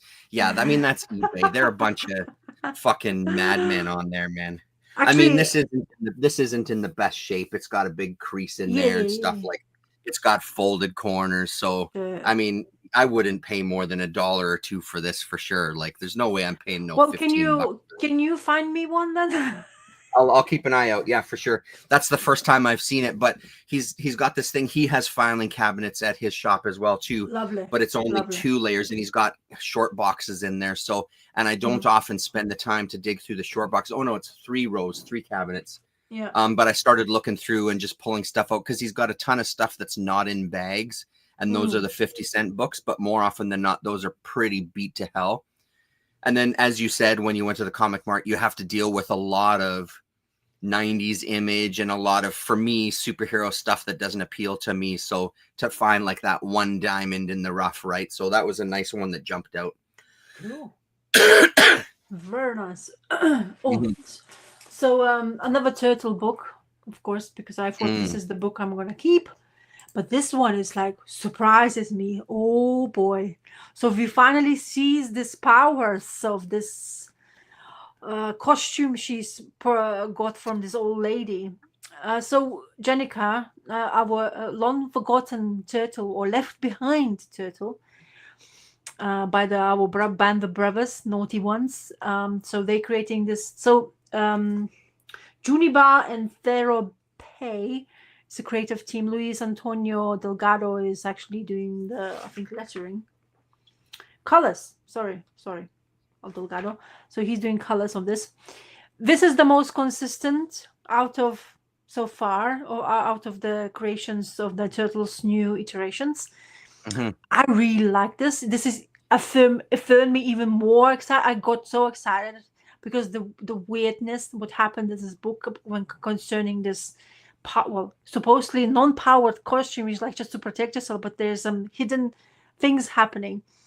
And oh, cool. Enjoy your sleep. Hope you have pleasant dreams. Yeah, thanks for coming. Yes. And this is fantastic. It's it started in the way I got really confused, but it was a backstory about, the way it happens in this story was that there was somebody killing mutants in the town, random, like slaughter, literally. And it seems to be we have a final revelation of who it is. So I present you of the killer, who is the bad guy of the series, or at least he doesn't think he is, but he was of experimental of this science guy who was part of the original series of the 150. He is experimenting because he turned mutant, and he was a mutagenic, kind of like he liked to enhance your mutants with all sorts of gimmicky, like metal things, like if you lose your limb, you gain another one, metallic one. This bear looks like supposedly a beast, but he had no sight in his eye, and apparently he enhanced him even furthermore with all sorts of things. So and the big confrontation happened between two, but basically he found it, and this issue was battering of our Jennica completely. He knew who she was. He knew that she has a relationship with her girlfriend Sheena, who their relationship since Turtles leaving the town wasn't great because she still didn't know who she wanted to be. Because don't forget, Jenica is she used to be part of the clan, the Hand clan, but then she turned turtle. She became a good guy. She had a purpose again, but she always had struggled with her identity. What can she do? Well, she didn't want it to be bad guy anymore. She, even though she was turning to become, like, eventually became a turtle because of a transfusion of the blood of one of the turtles. She always still struggled to understand what she, at the end of the day, you have turtles who are there, but then suddenly there's another one, like not really related. She's just been given that kind of like mantle. She didn't really want it in the first place, but it was choosing to be that or death, really, in a way. So he's basically playing on her feelings, trying to, before they kind of have this huge fight, he tried to basically defeat her mentally, show her that she's useless, she's not supposed to be this kind of like in the shadows kind of thing, because now Mutant Town has other bosses around, and you can be the one who's basically be using and abusing the power you have. And his intention was to get her to become kind of one of the buddies of his, like, or henchmen or kind of things. And of course, Jenica, knowing her, she will never agree to that. And then the beauty unraveled while they're having this fight. The costume by itself, because the guy zapped her, so she gets zapped completely to like through the crack. gums. Yeah, nice. Yeah, and because she's mentally and kind of like all over the place, and he's been beating her mentally first and physically. The costume basically started. The powers got unraveled by the powers, and look at the way it started. Mm-hmm. So I was like, what is she turning back to become like human? Because we know she's a turtle and stuff like that, and then you see this eyes, blah blah blah. And then, spoiler alert, I'll tell you again, spoiler alert. This is what happens to her. Oh, killer. So, yeah. Wow, that's super cool. So this is really exciting. So now we know that this costume, whatever part of it, has such a intense powers. I don't know what she's gonna come back from this. But she's still there, by the way, apparently, but I don't know how far, because basically that costume took over completely, and she wasn't in charge anymore. The costume was in charge of it. So because I think there was like part of like a magical powers. And then, unfortunately, to Jenica, the girlfriend is deciding to leave because she's not seeing her anymore. And then Jenica can't really pick, because I think not really good. This is the lady who gave her the costume, and she's basically, I think, kind of in charge now because she's been wearing it for so long. This is my guess. I'm not sure if it's true, but yeah, very, very exciting. They were like, we don't make you wait too long. It's already been very intriguing and interesting story for me as a Turtles fan, but I really wanted the Jenica to become more, like she has to have her story, because then you just become like a not third wheel, fifth wheel in the dynamic of the Turtles. And I think this is really, really helping her. And another good thing about this, they're not forgetting what happened beforehand. So if you have read original run, you will not be lost whatsoever. That's just cool. So you give you those Easter eggs of the previous issue, and nice. It makes me just more excited about it. So yeah, another turtle book, which is. I mean, I don't think there's been an issue of that you've disliked. Like, I think since issue 1, it's kind of caught your attention in a good way. Yeah. It has not only that they're acknowledging the past, which is absolutely fantastic. And I think it's really good because you can't forget, because this Turtles run has been so vast and long for so many years.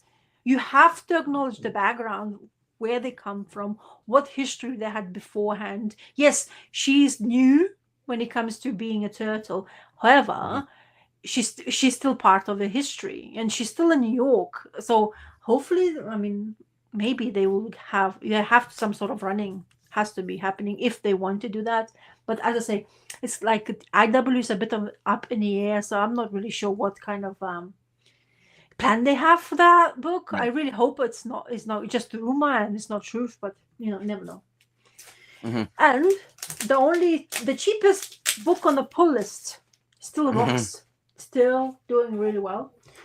So issue number 10 Oh yeah, nice. Yeah. of Sam and Twitch. $2.99 or Yes, it's so good. It's beautiful. Honestly, I've had all them $2.99, so I would be pulling so much more books. But so Sam and Twitch, it's still really good. So we have previous arc. Now this is a new arc where Twitch unfortunately gets into more problems. So the previous issues were telling us that Twitch got into confrontation with the guy running. He's the one who's supposed to be having these extreme sniper skills, or he never misses apparently, and he does miss. And unfortunately to him, he kills the guy who he's confronting, even though the guy was, the knife at the edge of the victim. We know he was trying to stop him. He was aiming at the shoulder, and he had the bullseye right there. So, and because to his really bad luck, the people he's working for, the police, whatever, I don't know what's the name of it in Spawn Universe, but the people he's working for is wanting to kind of use him as a lesson learned. So he's been sidelined now. And Twitch is the clever one. Sam is the one who's the brawn kind of thing, and Twitch is the clever one. They band together. And of course, Sam is trying to help him, but he is to a point where they have to investigate. Those like a good stories. You watch detective stories, like especially like Law and Order. The coppers are you wearing the cameras, so just in case something happens, nobody's questioning. And of course, he's detective, so he doesn't have to wear a camera, and that happens to him. So there's no evidence. And since the previous issue prior to that, when he went to that little town to investigate that serial murderer, his relationship with his wife is becoming really bad, to a point where she is, like, I don't know, I'm not seeing you anymore. Now you seeing him at home, but she's still unhappy because his job is up in the air and they're relying on, the income and stuff like that. So really, honestly, so this is a new artist, Thomas Nachlik. Anyway, so this is the artist. Really good. I love it. They're still doing this things, but I'm used to now because I'm been reading 10 issues. I can't believe I'm reading 10 issues of Sam and Twitch, because I honestly thought that this is going to be a gimmicky. Yeah. Because I want to try on. I am in. I really like them. There's some things happening. I don't know if he's okay with his head, but he's seeing this douche comes into the bar while he has met Sam, and he appears, asks like really weird questions, and then suddenly he they approach you and whisper something you don't want to hear, and this dude did, and he thinks he's hallucinating, kind of, in a way, because he runs away and he goes after him and disappears, and he sees this car. Which is funny enough, the same car was shown to us in the first couple of pages as a toy car. Exactly the same. So now he's thinking his head is playing around with him and he's seeing stuff. But why would he do that? We don't know. And this is the accident happened. This is the guy who was basically trying to get this lady to murder it, and he's aiming and look. Like a proper. So yeah, and then they basically throughout this issue, there's a spoiler alert, which I'm not going to show. I'll leave this one not being spoiled. It's a very interesting thing happens right at the end. What happens to Twitch? Not very good things happens, but when he goes into his job to talk to his superiors, they tell him, sorry, because of the mayor decides to kind of like doing this proper, you have to be sidelined for how long we don't know. And basically, they're going to put him, it sounds like they're going to throw him under the bus, teach him as a lesson, and then he has to fend for himself. So his basically workplace is even though they supposedly been working for this job for years now, like years, maybe 20 or odd years. The salmon twitch is known for this. Anyway, so it's kind of interesting. And then what's happened to him after, while he's going back home, it's, as I say, spoiler alert, which I'm not going to do. But yeah, it's fantastic. It has that moment. Yeah, And yeah. honestly, it's I want to do, I'm looking forward to reading this, because it's going to come out apparently in, I don't know what. I don't know. This is, I just received this one, so I don't know when's the issue 11 coming out. But for $2.99, solid story.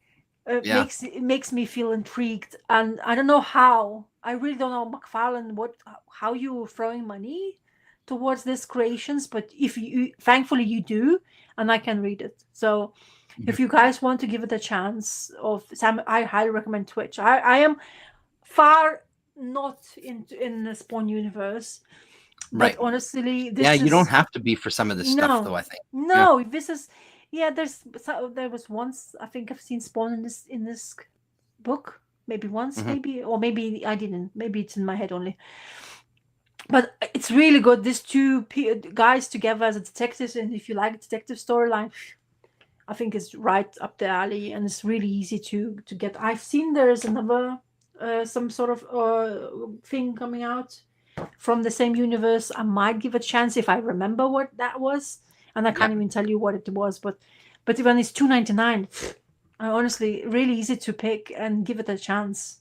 And it's actually, the improving is the storytelling. This is even more intriguing now than the first issue was. It doesn't feel like as jarring. It seems to be, maybe they have, maybe the storyline they have, like, plot is Todd McFarlane, script is Jordan Barrell and Todd McFarlane. So somehow they decided they know what they want to say. But yeah, it's fantastic, really. Cool. Really good. It has that's very cool. take on in the comic book realm. Yeah, right. I'll just show you kind of the last couple things that I picked up from the cheap bin. Yeah. Buzzard and Bone, with a very what's his name now from? Oh, Jesus, Tyler Crook. A very Tyler Crook looking painting, and it's not Tyler Crook. That's the thing that throws me. It's an artist called Ryan Gutierrez, which I recognize the name. And it's Gutierrez doing the cover and the interior. And I would say, I don't know if the interior was rushed or what the story is, but it doesn't look horrible, but it doesn't look the same. And then you get a page in the middle. It was actually not a bad little story. It feels like it's these two families that are that deal in magic, and it's this kind of feud that they've had. And of course, with any good story like that, you're going to have a male and a female from either side getting together and having a baby. So, I mean, then all of a sudden the style changes, and I think this page is really solid. So really, really inconsistent art within this, but a kind of intriguing little story from Source Point Press. So it was the only issue that he had in the bin. What year? This is 2022 is when this came out. So, but yeah, not too bad. And I think it has enough of that Tyler Crook in it. It does make me think a little bit of Harrow County, not a ton, but I think just a tiny bit. And this baby that's come from the both of them is now going to be, this is going to be kind of the core of the story, right? Like there's some real magical elements going on with this child here. So that was a nice kind of grab. A 50 center. Yeah. Sorry, go ahead. Did you see that Harrow Country Slipcase Complete Edition they came out with? Oh, I didn't actually. No, I did not see that. Oh, is that don't see it. Don't watch. Don't watch. Okay. I'll make sure I watch it later then. No, it's a slipcase, and it's, oh, dude, the way they really. I would. It's oh, spicy. Is that it's like the bed or something? Don't you pull it out and it's like the box with the skin in it? That's part of that Harrow County. Yes, I did see it then. I did see that. Dude, I was like, but it's like amazing. It's a brick, basically. It's a huge brick, basically. But it's so beautiful, and it's like, and I mean, I had problems with collecting that one, and I had only one, and I was like, damn, I need to stop thinking about it. But and it looks stunning, and even the paper apparently on the edges Oh, it's like, why would And you I mean, do the other this? the other thing is though, like what I've read of it, it's also a really good fucking story to boot. Ah, Like, so it's yes. beautiful art, but it's also a really good story so far. So I mean, I know that that helps you greatly in making that decision, but it's a damn good read so far. And again, I haven't read the whole thing, but yeah, Oh, I'm only I think 2 volumes in or something like that. I don't think they're whoever, close. I bet whoever bought that slipcase complete, I bet they is like, yeah, I waited really long enough for this one. And it's like, Yeah. because Cullen Bunn is known for that because they come out, that Sixth Gun thing. He created the Mhm. stories. I don't know if you ever read, but they came I up have with not read guns. it, but I know. Yeah. But when he came out with the hardcover slipcases, they were absolutely stunning as well. Mhm. So I Mhm. guess the guy knows. I don't know who was designing, but somebody who designs his hardcovers is like, whew, good job, man. Like Yeah, selling totally. point wise, is like desirable stuff. Definitely, I bet. Mhm. Anyway, continue. Sorry, I had to interrupt No, you. that's okay. Yeah, that's okay. Yeah. For cover of the week, this was from the 50-cent bin. Cover of the week goes to GI Ooh. Mutants from GI Mutants. I don't know what the hell year this is from. This is from 1988 What is that? from Eternity Comics. What is I read Eternity? it. It's Yeah. it's fine. Fluffy. It's kind of goofy, Oh. but it's it's that 80s era black and white. And Oh. again, 50 cents. Like, who Well, that's the cares? thing. Yeah, 50 cents It is doesn't easy, have isn't to it? be genius, but there's Oh. these mutants that happen, and Mutants. yeah, of course they start swarming the house at the end. And but the thing Oof. with these mutants is that they're not completed bodies. So what Mhm. you're seeing here is kind of what the mutants are, which Uh-huh. are sort of torsos with limbs, no heads, sometimes Ugh. not even all the limbs attached, and then some of the other mutants start stringing themselves to the other pieces, and Mhm. they're kind of like zombies in a way, like the fast running zombies. They're mindless and they just come and attack, Yeah. right? So but it's such a cool cover that I couldn't pass it. It's issue number 3, which amazes me all the, or sorry, 4, amazes me all the time with these kind of stuff that these books went even to 4 issues, never Yeah. mind even farther. Yeah. One I didn't read was called Mortar Man, and a similar, again, 50-cent bin, and it was a similar kind of, the I cover don't know caught if I my would attention. have picked that one, Yeah, Doesn't look I very figured for appealing. 50 cents. 1993. And then Oh when I my saw god. the inside too, like it's got that very Mm. odd kind of oh, there you go, Ninja. focus. Yeah. Odd kind of squat faced black and white work. So Cool. I can't let these sit in the 50-cent bin. I have Jeremiah. all these already, Yes, why are but you I picking can't up? possibly, well, because then I can give them away to somebody. Like, I know I gave you some of these, but Yes. it's I can't leave these The things in artist 50-cent bins. They should not be in the 50-cent bin. But the artist inside is stunner and the story is good as well. It's so good. Yes. Jeremiah is amazing. Like, Yes. yeah, it's some of my favorite stuff, Herman and stuff. It's Yeah. really, really good. And this one has a Oh, Sergio. Sergio Aragonés in Yeah. here as well too. Yeah. Mentioned in there anyway. Mm. These came as a 2-pack for 50 cents. Issue number 4 and 5 of Nemovore or something from Yes. Vertigo. Yeah. So I don't know if this is from Sandman Universe. Maybe, is it? It's kind of just, I know about it, but I'm not sure if it's from that universe or not. But Right. I know that. I think I had some of it as well.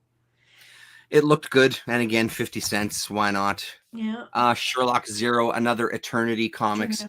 This one is a reprinting of old strips, which Oh, wow. Eternity Comics did a bunch of. That's And cool. I highly doubt that they got the rights to do it. They just sort of did it. Oh, But boy. Eternity Comics is one of those companies that Oh. they put out some pretty intriguing stuff in Uh-huh. kind of the 80s and 90s. What year is this one? This is 1990, and then a ad for another one that they did as well, Cat Claw, which is pretty damn good. There's some good stuff in there. Ooh, look at that. And then finally, Happy hello, Sunday. Damien. And then finally, Jenny Zero, issue number 2, from Dark Horse. Yeah, I hadn't heard of it either, but again, it was one of those. As soon as I saw the art, a no-brainer to pick up. It was pretty fun, kind of giant kaiju kind of battle. Our main character has something with her where she can grow to be kind of a giant not quite kaiju, but that's her there at her kind of full Ooh. size. So it's a pretty cool little book. It was fun. I'm curious to see what the story is about. The art really is the biggest appeal from this for sure. So color palette and stuff is really cool. Yeah. But I don't know anything about this, but the beauty of random 50-cent bin or dollar bin kind of digs. But yeah, I love the colors in this. Really, really nice looking. Yeah, very nice. So yeah, that's it from that one. There's 2 volumes of it, by the way. Oh, of Jenny Zero, really? Yeah. Oh, cool. There's yeah. In the Shadows is the first, I presume, and then it says volume 2. So there's quite a few issues came out, and maybe it's so is Small World the second volume then? Is that what that means on there? wait, in the Shadows, that I don't know. I just see the cover. Let me see the volume 2. What is it called? I just scrolled it. No, there's more. So there's Jenny 03 Little Reminders 2021. Mm-hmm. Oh, so it seems to be, yeah, volume 2 says Jenny 0 volume 2, doesn't say what it is. Okay. I can't see it, but yeah. Well, I'll have to do some digging then. So, because yeah, that was that got my attention for sure. £5 on eBay just for issue 1. Yeah, well, and that's the other things. Maybe 4 issue volumes. Yeah, possibly. Hey, with Dark Horse. Dark who Horse, knows? yes, they like doing that. They sure do, and then not So, label them properly. Is Jenny 0 number 1 first printing error recalled issue 20 quid, eh? Looks like a dinosaur claw on top of the cover. It's 2021. 2021. All the things came out, so you should keep an eye on it then. Yeah, no, for sure. It's not one that I've seen in the bins before, but show me the cover usually again. that's the way it goes. You get something, and now I'll see it everywhere. Maybe. Show me your cover again. This one. Yeah. So yeah, there's 4 issues of these for sure. Set. So the dinosaur claw cover, that's the number 1 issue. There's the mountain one, and there's the fight scene one. So there's 4 issues for sure. So you can, that art looks really good though. Dark Horse, it does look cool. Yeah, so it's always entertaining. Oh, so did you hear about Dark Horse as well? Shit. Oh no, I didn't. What happened with Dark Horse? Releasing. No, not before they do the Corbin Library. They can't go out of business. What the F? They have sacked a lot of people again, apparently. So they really reducing the amount of, I guess, people working. I don't know how to feel about all that kind of information. I find it really bad and sad because, I mean, I heard the Dark Horse has already had problems in prior. Then it seems to be they kind of lifted back up. They start releasing more stuff again. Do you remember there was a time when we were like releasing about 2 comics like a week? Yeah. Or maybe even less.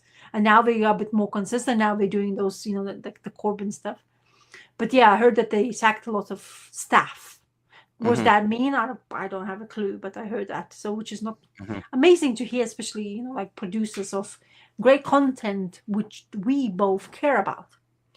So absolutely. I mean, Dark Horse is one of those that, alongside Image, like it's sometimes surprising how much Dark Horse I read. If I really sat and like mapped it out, I'd be curious to see how much Dark Horse a year I read, from old to as well as new.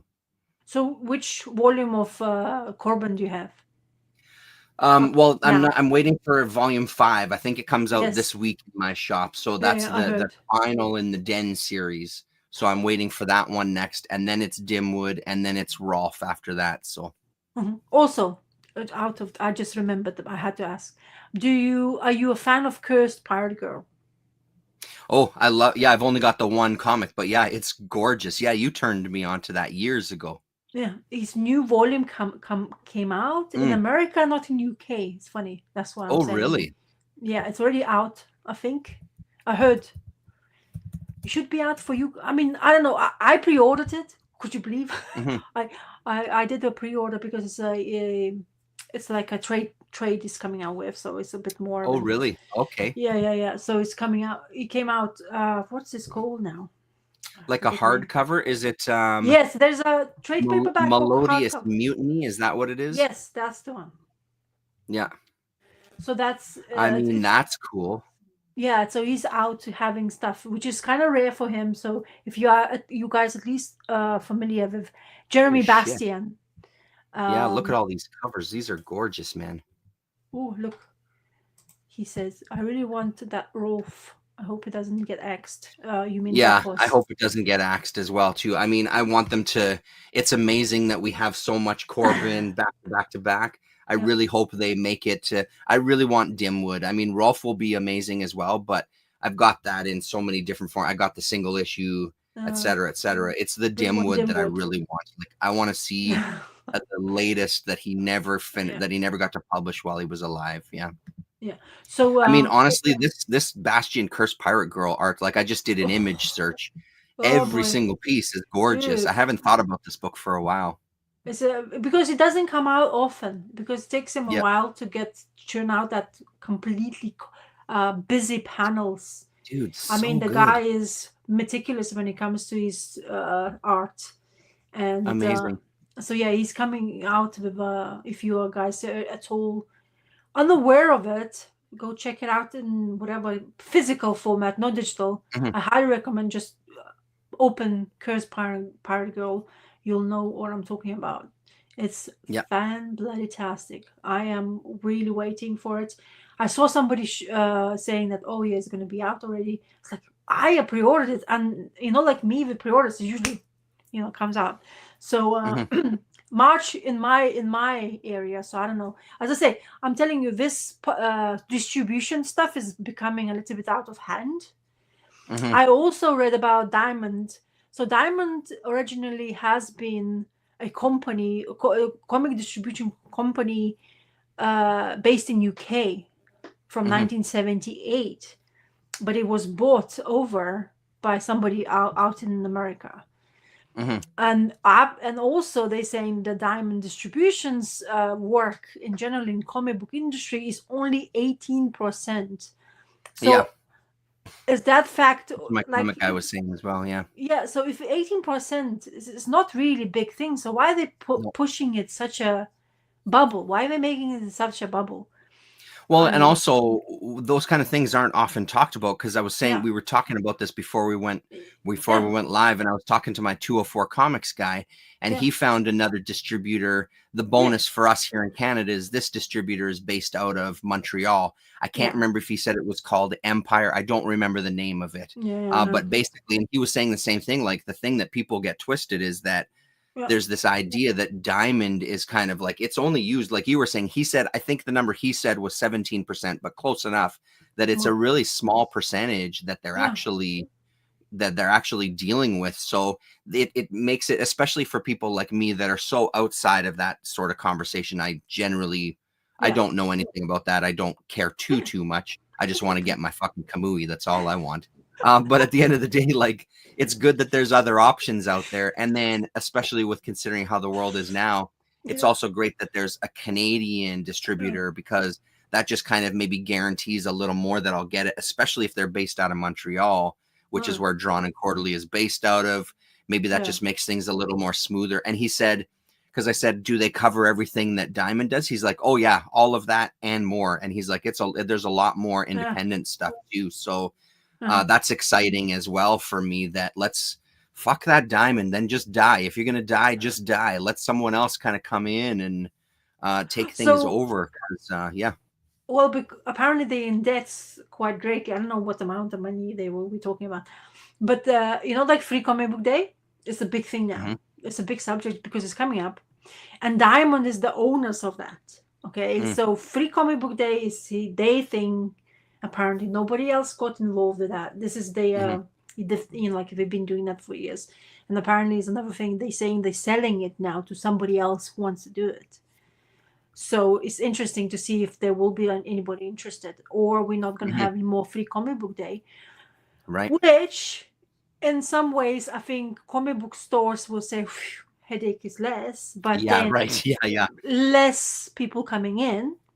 Because I mean, someone will take up that mantle, though. They may have to call it something else, but I can't imagine Free Comic Book Day going away. That there would be some sort of something, possibly, but what do I know? Look, I don't Seems like either, it's but a staple of comics every year. As much as it's a pain in the ass, it feels well, like it's a staple. you know they have that comic in October because of the Halloween. They have Yep. Halloween Fest, so I Yep. guess maybe they can shift in that realm. But I think that's is also Diamond. This one that's Halloween Comics Fest Yeah, or whatever. but Yeah. that's is also Diamond distribution. You see, Mm-hmm. because then you know the previews you used to get, or you get whatever you know, like I mean, from if there's no more previews, what catalog. videos are Colin gonna make at this point? Like, you know, Yeah, he's none of it. yeah, It's just he's the one that I go to look through previews magazines now. yeah. Well, he's very selective to what to show. Actually, it would be nice if Yeah, he no, showed a for bit sure more. he is. Yeah. Oh, I don't. It's like funny when you watch his video. Oh, I don't care about this one. So flip, Yeah. flip. You only, So I yeah. guess we need to get Yeah. all your old previews catalogs because they're about to skyrocket in price, ladies and gentlemen. Hot tip. Where's our little scroll? Hot book alert. Hot book alert. Yeah, you just need a CGC it. Yeah, exactly. Yeah, right. Oh, I've also got this one too. Speaking of old previews, there we go. Jesus, I've never even Graphics on the seen. front and everything. I've never so. even seen that. Wow. I Yeah, mean, I've seen 1990. This is one I got from my comic shop as well too. So this is January 1990, and this other one is July 1991. So yeah. this January 1990 is one of the earlier ones, but Yeah. I don't know why would they sell something like that, and I don't know who you're gonna, you know, if you're bankrupting as a company, why are you even mentioning that this is for sale, that free comic book day thing? Because at the end of the day, like comic book shops can, but because it's a worldwide known fact? Because you know all the comic book shops usually, I mean, who's selling comic books in single format, they do that. But what I hear from my comic book guy, as much as he likes people to coming into his shop, but all the other things he has to do in order those supposed free comic books to be given to people is such a logistical nightmare that sometimes he also feels like, is it really worth it for him? But that's my comic book guy. It's the one-man show. I think that's a common thing though, because when I've talked to comic shop owners, they all say the same thing. Like, yeah, it brings people in on the day, but the key is how many of those people return. And it's like we don't see a lot of people returning. Like they'll come for free comic book day, but we don't see them then come back on a weekly or monthly or bi-monthly basis to buy more comics. They come in that once a year, get a bunch of free comics, and then we don't see them again. So it becomes more of a thing for the collectors and things, right? Which is why all our shops here locally limit how many you can pick up. It's like you can't grab one of everything. No, that is not what you can do. You can grab, there's some shops that say 4 maximum or whatever, you know, so yeah, like 4 of different titles, not 4 of one title. The only good side of this free comic book day I always enjoyed is that taking your own child to introduce to the comic book. Yep. Done that with both them kids. them seeing that many people in this little quirky shop selling these magazines. It's actually quite a nice way to basically get him to be curious about comic books. But I think these times we have much more surge in those little graphic novels that kids are reading these days, which is extremely much more popular way to get them even reading that. Like Dogman, my son is like religiously asks for volume to read. And it's like, I know I haven't read it. I was like, are you sure? There's like 10 of them. Yeah. I don't think I had that one. So now, like, on his birthday is coming tomorrow. We already bought him a Dogman new book just because, you know, like, you know, it's part of it. And he's like, and then now I'm actually getting him a Teen Titans Go trade for him to try on because he asked and he loves Teen Titans Go. He likes all the villains. Oh, there was, but yeah, but you know, he likes evil stuff anyway. But funny, there's this freaky episode about an Easter bunny, and it's crazy because the Easter bunny invades basically the area where Teen Titans live, and is pooping other bunnies out of his bum. And solution made is for young boys. That comment, that story, rather. But listen, the solution is to convince him to be a good guy, and all those bunnies which came out of his bum comes back into his bum.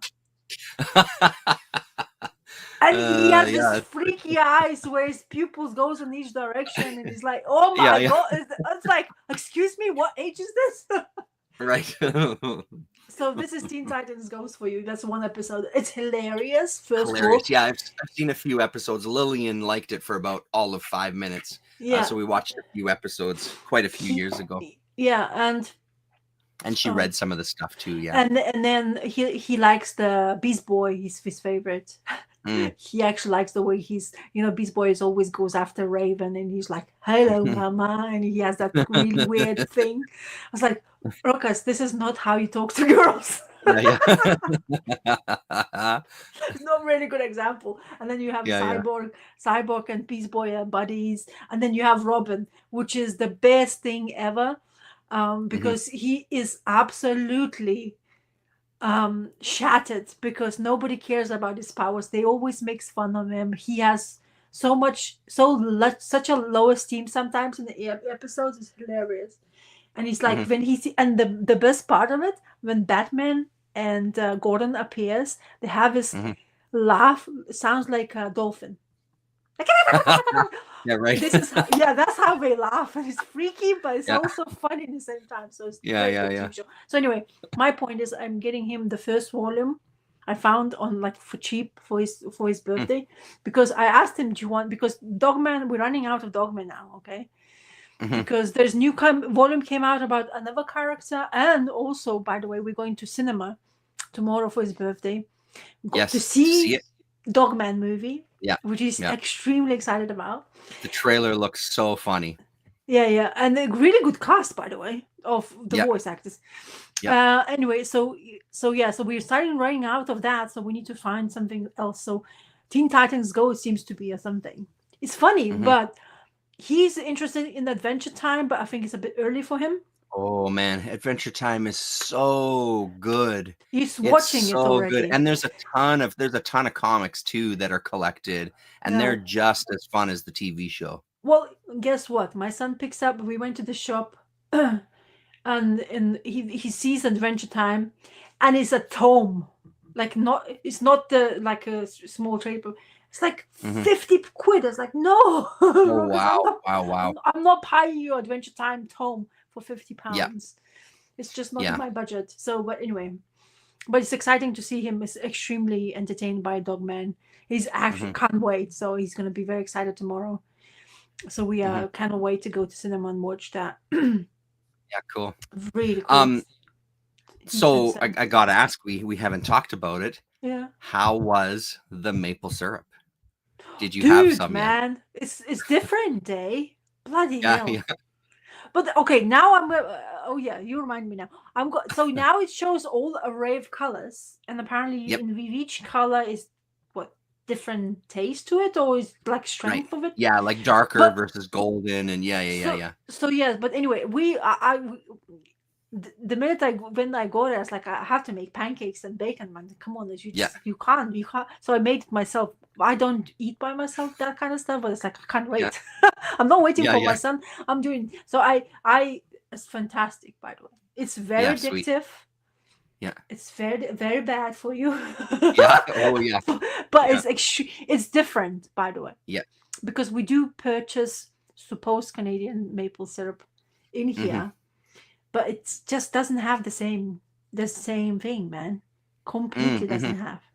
It's kind of, you have that, I don't know, more mapley taste to it. I don't know. Probably maybe more natural ingredients as opposed to whatever else. Well, it's supposed to be only one ingredient, isn't it? Right. Yeah. But I mean, like anything, we had this conversation the other day, me and the family, we were talking about when McDonald's used to advertise their burgers as 100% pure beef. Oh, yeah. But that's what the company was called that sold the meat. Their name was 100% pure beef. So there's traditional maple syrup that should only have one thing, but then there's Aunt Jemima that has a bunch of other shit added to it. You know what I mean? So, yeah. So the company you got me to try the maple syrup, in here, it doesn't even exist to buy. So because it's a Canadian. I think that's the Canadian Superstore one, which is a grocery store chain here in Canada. Yeah. Yeah, but that chain, I looked it up. It's like 100-year-old or something. Something ridiculous. Yeah, it's it's really not. old. It's not a new chain. Yeah, it's been around for a while. Yeah. No, but yeah, but I was looking for this. Like, will I be able to put like get something similar or the same? And I can't. There's other. Right. Maybe it's because when you export something, you make it for that market or blah blah blah. But then Mhm. it's just honestly, I didn't think, like, because we now get things already available. You would think it would taste the same, but it doesn't. I Mhm. guarantee it. And I tried one of the. I know ladies whose daughter is in the same class as my son, and she gave me to try her supposed Canadian syrup, and hers is, to compare it to yours, is trash. Oh, really? Hey, yeah, Trash. Like, yeah. and she's Wow. like, "Oh, this is 100%. It says 100%." Like, Yeah, yeah. right. I didn't say to her because I felt guilty, but when I Yeah. tried it, it's like, yeah, good. I was like, no, it doesn't taste like maple syrup whatsoever. right. It Right. tastes of hint of something, but so that's why I really wanted to try. Like, thank you. I mean, I'm really Yeah. a very kind gesture, but it's just nice to actually finally try something which is produced in Canada, and it comes to my Yeah. and Across the actually taste. pond. Yeah, across the pond, and Rockers got really Mhm. confused by that. Yeah. Yes. So yeah, it's really good. Thank you. It's Yeah. one Cool. of Yeah. No, it's it's good. now I'm glad. like I'm looking at it, it's like, no, you can't, not today. Watch your way. It's like, yeah, but I could Yeah. just like a little bit drizzle, like Yeah. A just a little bit drizzle in drizzle. your coffee or in your Yes. tea. Yeah. I could on your porridge, on your banana. It's like, why Oh, would you yeah. make it your Absolutely. banana even more sweeter than that? But that really goes well, to be honest. Yep. On your apple, whoa! Did you try it? Yeah. Yeah. You almost get like a caramelized. I have never tried that, but like porridge and oatmeal and stuff, I've tried in that for sure, and it's delicious. Yeah. Just very good quality apple, and just a little Hmm. bit of that. Like, I'm not the biggest fan of honey, but when I'm getting kind of like this winter I love season, honey. the only Yeah. way I can tolerate honey is to have apple next to it. So I put it on the apple and then chew it, and I'm not have no problems. But I was like, Hmm. what about maple syrup? I put it. I was like, God damn, go away! I don't want to, because I'm not gonna stop. So Yeah. it's very very addictive. Hilarious. Yeah. Oh, a question: are you gonna go see Captain America in cinema? Honestly, I had zero interest in seeing Captain America. I will, however, go and see Fantastic Four. And I Yes. will, however, cannot wait to Mhm. see Daredevil. Cannot wait to see Yes. Daredevil. When is it coming And out? honestly, that Fantastic Four trailer looked pretty I was surprised at kind of how good that looked. Like, I was really it looks pretty good, man. I mean, obviously you can make a trailer look like anything. Absolutely. Maple syrup withdrawal to come. Yeah, that's Yeah, right. it'll be I mean, you can make a next chat. trailer look like anything, but it looked good. Next chat, you'll see me shaking. Yeah, it's like, where's Yeah. my maple syrup? You gotta send me more. You gotta send me a crate. No, Yeah. it's a big tub I got, so It it is a should big be bottle. fun. Yeah. Yes, that will last, but That's the it's size that we get, and it lasts us a while because we don't eat yes. pancakes often. Like, it's No, yeah. and I do waffles as well, which is another thing that really goes. Oh, see, But damn, that's what I prefer. Nobody else in the house likes waffles. I huh? love waffles. And the thing is, it's Yeah. because they've got those little cups to hold all the syrup. Like, that's what makes it so good. And then when you do a waffle right, you can make it nice and crispy as well too, with the Yeah. soft inside. And it's in my mind, Yeah. fuck pancakes. Waffles are where it's at. Like, waffles are it for me. Yeah. Yeah. Waffles and Waff- maple syrup. Oh man. Yeah. I 100% waffles is like you say, that thing that's really dangerous. That part you were mentioning about those dimples. A little teaspoon holder for maple syrup, little I maple mean, syrup bombs. I don't think you're gonna. I think you run out of maple syrup quite quickly with that Yeah, waffle you probably suggestion. use double. Yeah, exactly. Yeah. Oh, you know what they do as well? I heard some. There's a. I've seen somewhere they dip the whole waffle into maple, Mm, and they let it sit, like soak in the whole waffles, like let them just sit on it. So you yeah, dude. basically bite, and And it's oh, everything. Yeah, forget about it. sugar Yeah, no, rush. forget about it. That's unreal. Yeah. So yeah, dangerous part. Don't do it. Very dangerous. Fantastic Four is absolutely. I want to see it for sure. Mhm. My husband's Galactus at the end. Galactus. yeah, finally they got it. They already I bitching that mean, there's no geez. Silver Surfer. Well, not come on, yet. I mean, people. that's only the first trailer, right? Like they got to do some sort of teasers. I'd I, be I surprised if there was no Silver Surfer and they show Galactus. First of all, I'm not going to watch any more trailers because that's going to spoil the heck out of it. Yeah. But my husband's gripe is why the guy who's the Mr. Fantastic, what's his name? Joey, what's his name? The actor? I don't know. Yeah, I know here the Mandalorian guy, whatever the hell his name Why is. the hell he's in there? He's like, Yeah, why? that was a bit odd as well too. I agree with that. Yeah, that was a bit strange. Because he says like, oh, fine, we know he's a great actor. Yes. Yeah, he's the but hot actor of the moment. Yeah. Yeah, but why the hell do you have to like? It's the same with Junior, man. Yeah. I don't mind him being Iron Man. Great, fantastic. You sorted that. Everything is great. Now you're gonna be fucking doing why? There's no other Yeah. actors to choose from. Is that really Yeah. not? You can't trust anyone. Hope Silver Surfer. Silver has a Surfer mustache. Right, yeah. Silver mustache. Nosferatu has a mustache. Mr. Yeah. Fantastic has a mustache. Silver Surfer, Galactus will have a big bushy one, maybe handlebar mustache because he's a bad guy. Yeah. So there's lots of talk about Doctor Strange, but I'm not sure if it's like something feasible or anything saying about the movies soon to. I mean, we got to get some of this stuff in because it really feels like the superhero movie genre is done, is what it feels like. That, or if it's not done, it's pretty damn close. So I hope before it kind of completely goes away, I would love to get another Doctor Strange movie because I've really enjoyed the other ones.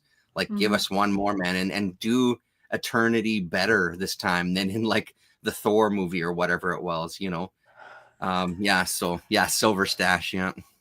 The his surfboard is a comb. Yeah, I heard that Dormammu is gonna fight Doom in the comic. Oh, okay.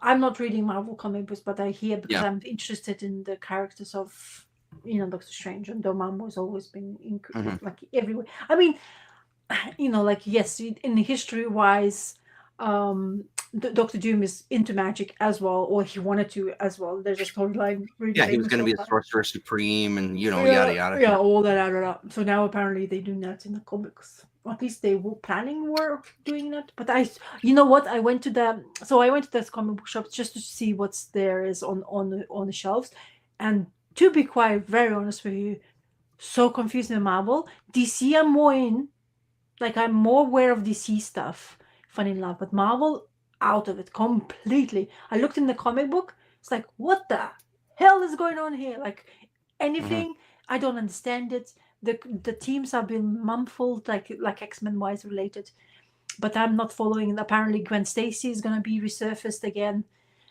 because she's supposed to be dead. They're gonna dig her out. Apparently, I heard. Poor Gwen Stacy, just let her rest. Rotting corpse pulled out every once in a while just to prop up. Yeah, I think Spider-Man is still like really don't know where else to do. But so but with a DC comic books, honestly, like I say, I looked up in a couple of things, like the Batman, the dude, what is it called? Gargoyle of Gotham. No, that one I know. You talked about. I know I've seen that. Yeah, right. I've read it. No, I'm talking about the new one, all in stuff. Whatever. Oh, we're talking right. About. Yeah. But now, Damon, you are reading some of the DC books. Did you hear about the spoiler alert? Who is new? What is it? Dark side of the universe, or is it just like I don't know if it's a gimmick or is it truth? Anyway, I'm gonna say it. So if you don't want to listen, don't listen. Aquaman. Apparently. Don't say it to anybody. I won't tell anybody yet. Because in this new iterations of all whatever, Darkseid is gone. It's been right, like completely. So because of his because his death, everything changes. So because he was I guess like a thread of like things like like the timeline loop, like they were talking about. One you cut out, everything changes. Like constant or whatever. Yeah. So things change. That's why Batman is different. Blah blah blah. So I read somewhere that like I think it's a gimmick. I hope it is. Aquaman is a new weird Darkseid, which is absolutely what's going on. But I've not read it, so I don't know.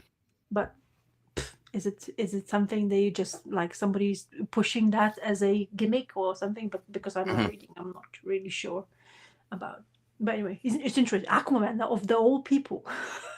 Yeah, But I right. think Yeah. he's very loved in DC universe and generally. Yeah.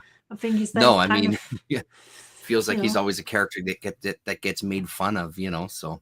Well, he always to blame. I mean, Mhm. Justice League of America, like he was like always saying, why are you coming to our world, which is kind of true. They try to take, like he has this universe underwater, and Mhm. everybody still comes after that and wants the piece of it, like just leave me alone and let me be. But yeah, anyway, it's kind of So interesting. before we sign off, the Yeah. one thing that we did watch, or I watched like a few weeks ago at this point, because it's been a couple of weeks since we chatted. Yeah. My daughter and wife ended up watching most of it with me as well too. Well, Transformers 1. So I watched that. wow. Holy shit, is Hey, that ever good? Like uh, I was I told you. surprised at how it was so good, and even they really got into it, and they don't give a shit about any of that stuff. My wife and daughter were really into it, and Uh, by the end, like they were fully involved. So we ended up watching one episode of the original 80s series as well too, because it's on streaming somewhere, I don't remember. And yeah. that was like, obviously, in comparison, it's really hard to compare the two. It was fun for me to watch that original, because Yeah, but then we were talking about, like, I was talking to my daughter about my brother had the Transformer toys when they were like the die cast, because my wife was like, oh, my brother had some too. I'm like, well, but did he have, like, what were his made of? She's like, well, they were plastic. I'm like, no, no, no, no. The die cast, those were the OG ones, because her brother's much younger than my brother. yeah, That's like, no, the original ones. He had the original, like yeah, weapons dude. almost, And it's also funny, like, especially watching it again. It's crazy that there was just a toy. Because they're like, what does he transform into? I'm like, and then it came to whatever his name is, Megatron or whatever. It's like Yes. he transforms into a gun, and it's like, what? It's like, yeah, no, that was the toy. It was a gun that was a robot. Yeah. And it's like, here you go, a toy for your boys there or whatever. It Hmm. just transforms into a gun. Yeah. But I told you how good that movie is. It's just it sucks you So much in. better than I thought. And then they have this thread of storyline where you're like, huh, I don't like it doesn't mean like I thought I at the beginning I was lost because I wasn't Mhm. really sure, is it really the people we are now know what they Yeah, are? yeah, yeah. But then you of course it unravels and it actually tells you and the last scenes, the guy who went cuckoo and that's who is gonna be the Decepticons. Yep. Look, and they were buddies. They were like Yeah. proper buddies, and he's like Yeah. completely went like he's what? Yeah. What happened to him? Did he have the Caesar fever or something? Like he became that kind of like loon in like. Well, I think it instant. was just that part of his personality got heightened, you know what I mean? So Yeah, where I he know. embraced that more than the positive. But yeah, I was honestly, Good. I was I'm so surprised at how pleased. good it was. Like, I believe you when you tell me stuff, but I didn't think, like, I thought it would just be, oh yeah, that was fun, whatever. But it's Yeah. like we were all invested in it. My daughter was going nuts at the end. Like, she was really into it, which was You see? a very much a surprise, because I didn't Uh-huh. think they would really care, which is Yeah. why I started watching it by myself, because I'm like, they're not gonna Yes. want to sit and watch giant robots fighting each other. Oh, we're talking about it. I watched Moana and I bloody loved it. It's And good, hey? guess what? So I was watching it by myself. Because Yeah. I thought I asked my husband also like twice, are you sure you're not Yeah. gonna watch? Nah. And then suddenly my son comes in the room. It's like, what are you watching? Moana. And he's like, huh? And he's like, got so interested straight away. And then Mhm. my husband came. He's like, what the hell's going on? So I thought you guys don't want to watch. So we all watched it together. Yeah. And it's fantastic. It's It is so good, yeah. well. And I really like the coconut guys. And my son is absolutely love those coconut Of people. course. He's like, Yeah. of course, like a pirates ships and Ghost in Yeah. Dismantles in 3. And he's like, and he's like, oh, remember. And now he's telling me, because when he gets into something, so when is number 3 coming out? I was like, come on, man, this just came out number 2. So he's like, It takes a number little 3? bit of time to make these ones. Yeah, I keep on telling him, but I don't think it registers. Yeah. So yeah, it's fantastic. Moana 2. Yeah, no, it's good. Great. Absolutely. Even I Yeah, liked we're going it. to see, we're gonna go see Paddington 2 tonight, which Oh, is boy. what we're doing. We were gonna Oh, go yeah. on Valentine's Day to see it as a family, but the tickets were sold out. We waited too Wow. late, yada yada. So we're gonna go Jesus. today. That's a good sign if it sold out then. Yeah, we went to kind of one of the theaters. It's a bit smaller. It's not like the Oh, big Cineplex, so it's a bit okay. smaller. But the beauty thing is it has really comfortable chairs. They're wider. They can recline. They've got a footrest. They've got drink holders because Wow. in this theater you can buy beer and you can sit and have a drink as well too, right? Oh, So and I exactly. usually bring my vape pen there as well too. So it's you can fully, and if it's not a very good movie, Dad can catch a nap as well too because it's a full on recliner. So I can have a quick little snooze. That's so funny. But yeah, Yeah. okay, cool. So let me know how you, because Rockus is not really, I mean, I tried to get him into Paddington, but he's not. But Yeah. it seems to be, I heard this is like really entertaining because he's The traveling. first one is good. The first one is really good. Yeah. I read the books when I was a kid. Like that was part of my growing up. Like we didn't read a ton of them, but they Yeah. were around. I did read some Paddington. So I mean, I think they're good. They're very, very, very kid friendly stuff. So yeah. Yeah. Oh, so I told you about the Black Doves TV series, that espionage tales with Keira Knightley, yeah? And the guy who was actor with her is the voice of Paddington. Oh, which yeah, is nice. so Okay, bizarre.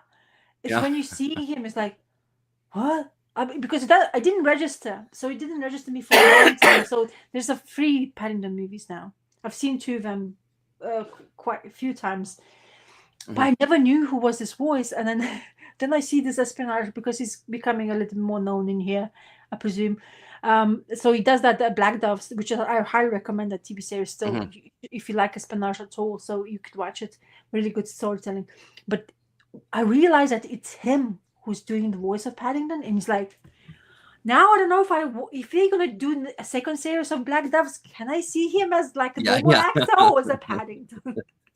Yeah, right. Because it's so difficult to differentiate, because Yeah, it's such a like that voice he portrays is like really not, doesn't look like him, but you know, Yeah. Very innocent. voice Yeah. acting specialities. So yeah. Yeah. Ooh, okay, I think we're done for talks. Do you think? Yeah, for sure. Damien? Well, the other thing that I watched, sorry, just to Yeah. I Okay. rewatched Firefly again. So the family and I, we watched the series again, and then Which we one? watched the movie again. So I don't know how many times it is that I've seen it, but it's just such comfort food for me. It's so good. Every time I watch it, it's still a show that I love. And the movie, I forget all the time how kind of intense the movie is. I think I appreciated the movie a lot more this time. It's always been a good movie, but like there was something about it this time that was really rewarding, even though the look of the whole show completely changes. They got a budget. There's a lot more kind of blues as far as lighting goes. So it's not as warm as like the Firefly show, because the Firefly show is very orange and red and dusty. And so the movie is very kind of clean, but it's still really good. And it's fun watching it with the family. Cause again, like my daughter really dug it. There's a couple episodes that are a little bit on the scary side for her, especially with the Reavers. But overall, it's pretty, I mean, it's Lillian friendly. I wouldn't say it's kid friendly, but it's Lillian friendly. She's not too freaked out by it. So, yeah. Yeah, 11, and she's just a different personality. Like not every kid is the same, right? So it's not for all 11 and 12-year-olds, but yeah. Yeah, because the thing is, not every kid is this, like you say, personality wise. Some of them can take it, some of them really cannot. Like they can't stomach it for a long time. And it's just so funny, and the characters are so good. And then when you have your favorite episodes, we're sitting there reciting some of the dialogue. Like it's really, that show is ingrained in me. It's just so nice to kind of sit back and kind of, rediscover the world that I've seen, I don't know, 8 times at this point. I don't even know how many times I've watched that show. So yeah. Oh, another thing to ask while I remember. Do you remember Espus? We were reading both of us, and we were doing the. I sure do remember. Yeah, it was good series, man. Yeah, the creator has liked on X the link of Avide. The Hudnall, James Hudnall or whatever. Yeah. The writer of the Espus. Yeah. So he liked the video link of X. I got notification. He did. Yeah, I got notification of somebody liked it. I was like, what? But that's the creator. I was like, what? Oh, that's cool. That's very cool. That's pretty amazing. So what I mentioned. But so did he make any comment, or he just liked it? Just liked it. It's yeah. I guess it's shit, just man, that's cool. Anyway, nice. So Yeah. at least some sort of fame. Yeah, right. Yeah. Anyway, I really like that series. I remember we both were talking about it quite a lot. I mean, it was a fun one. Yeah. Yeah. I mean, it was a That was good the read for readathon that of year. I think however many months it took us to kind of read it all, and because there were so Yeah. many different miniseries from so many exactly. different We were companies. baffled how many there is, and we thought it's finished, but Yeah. there wasn't a continuation of the storyline. Yeah. Yeah, exactly. Anyway, okay. On that Cool. note, we'll see you next month. Oh, next month. I mean, next probably week. next week. Yeah, I don't think there's anything going on for me next week, so it should be good. Hopefully, I read I'm more.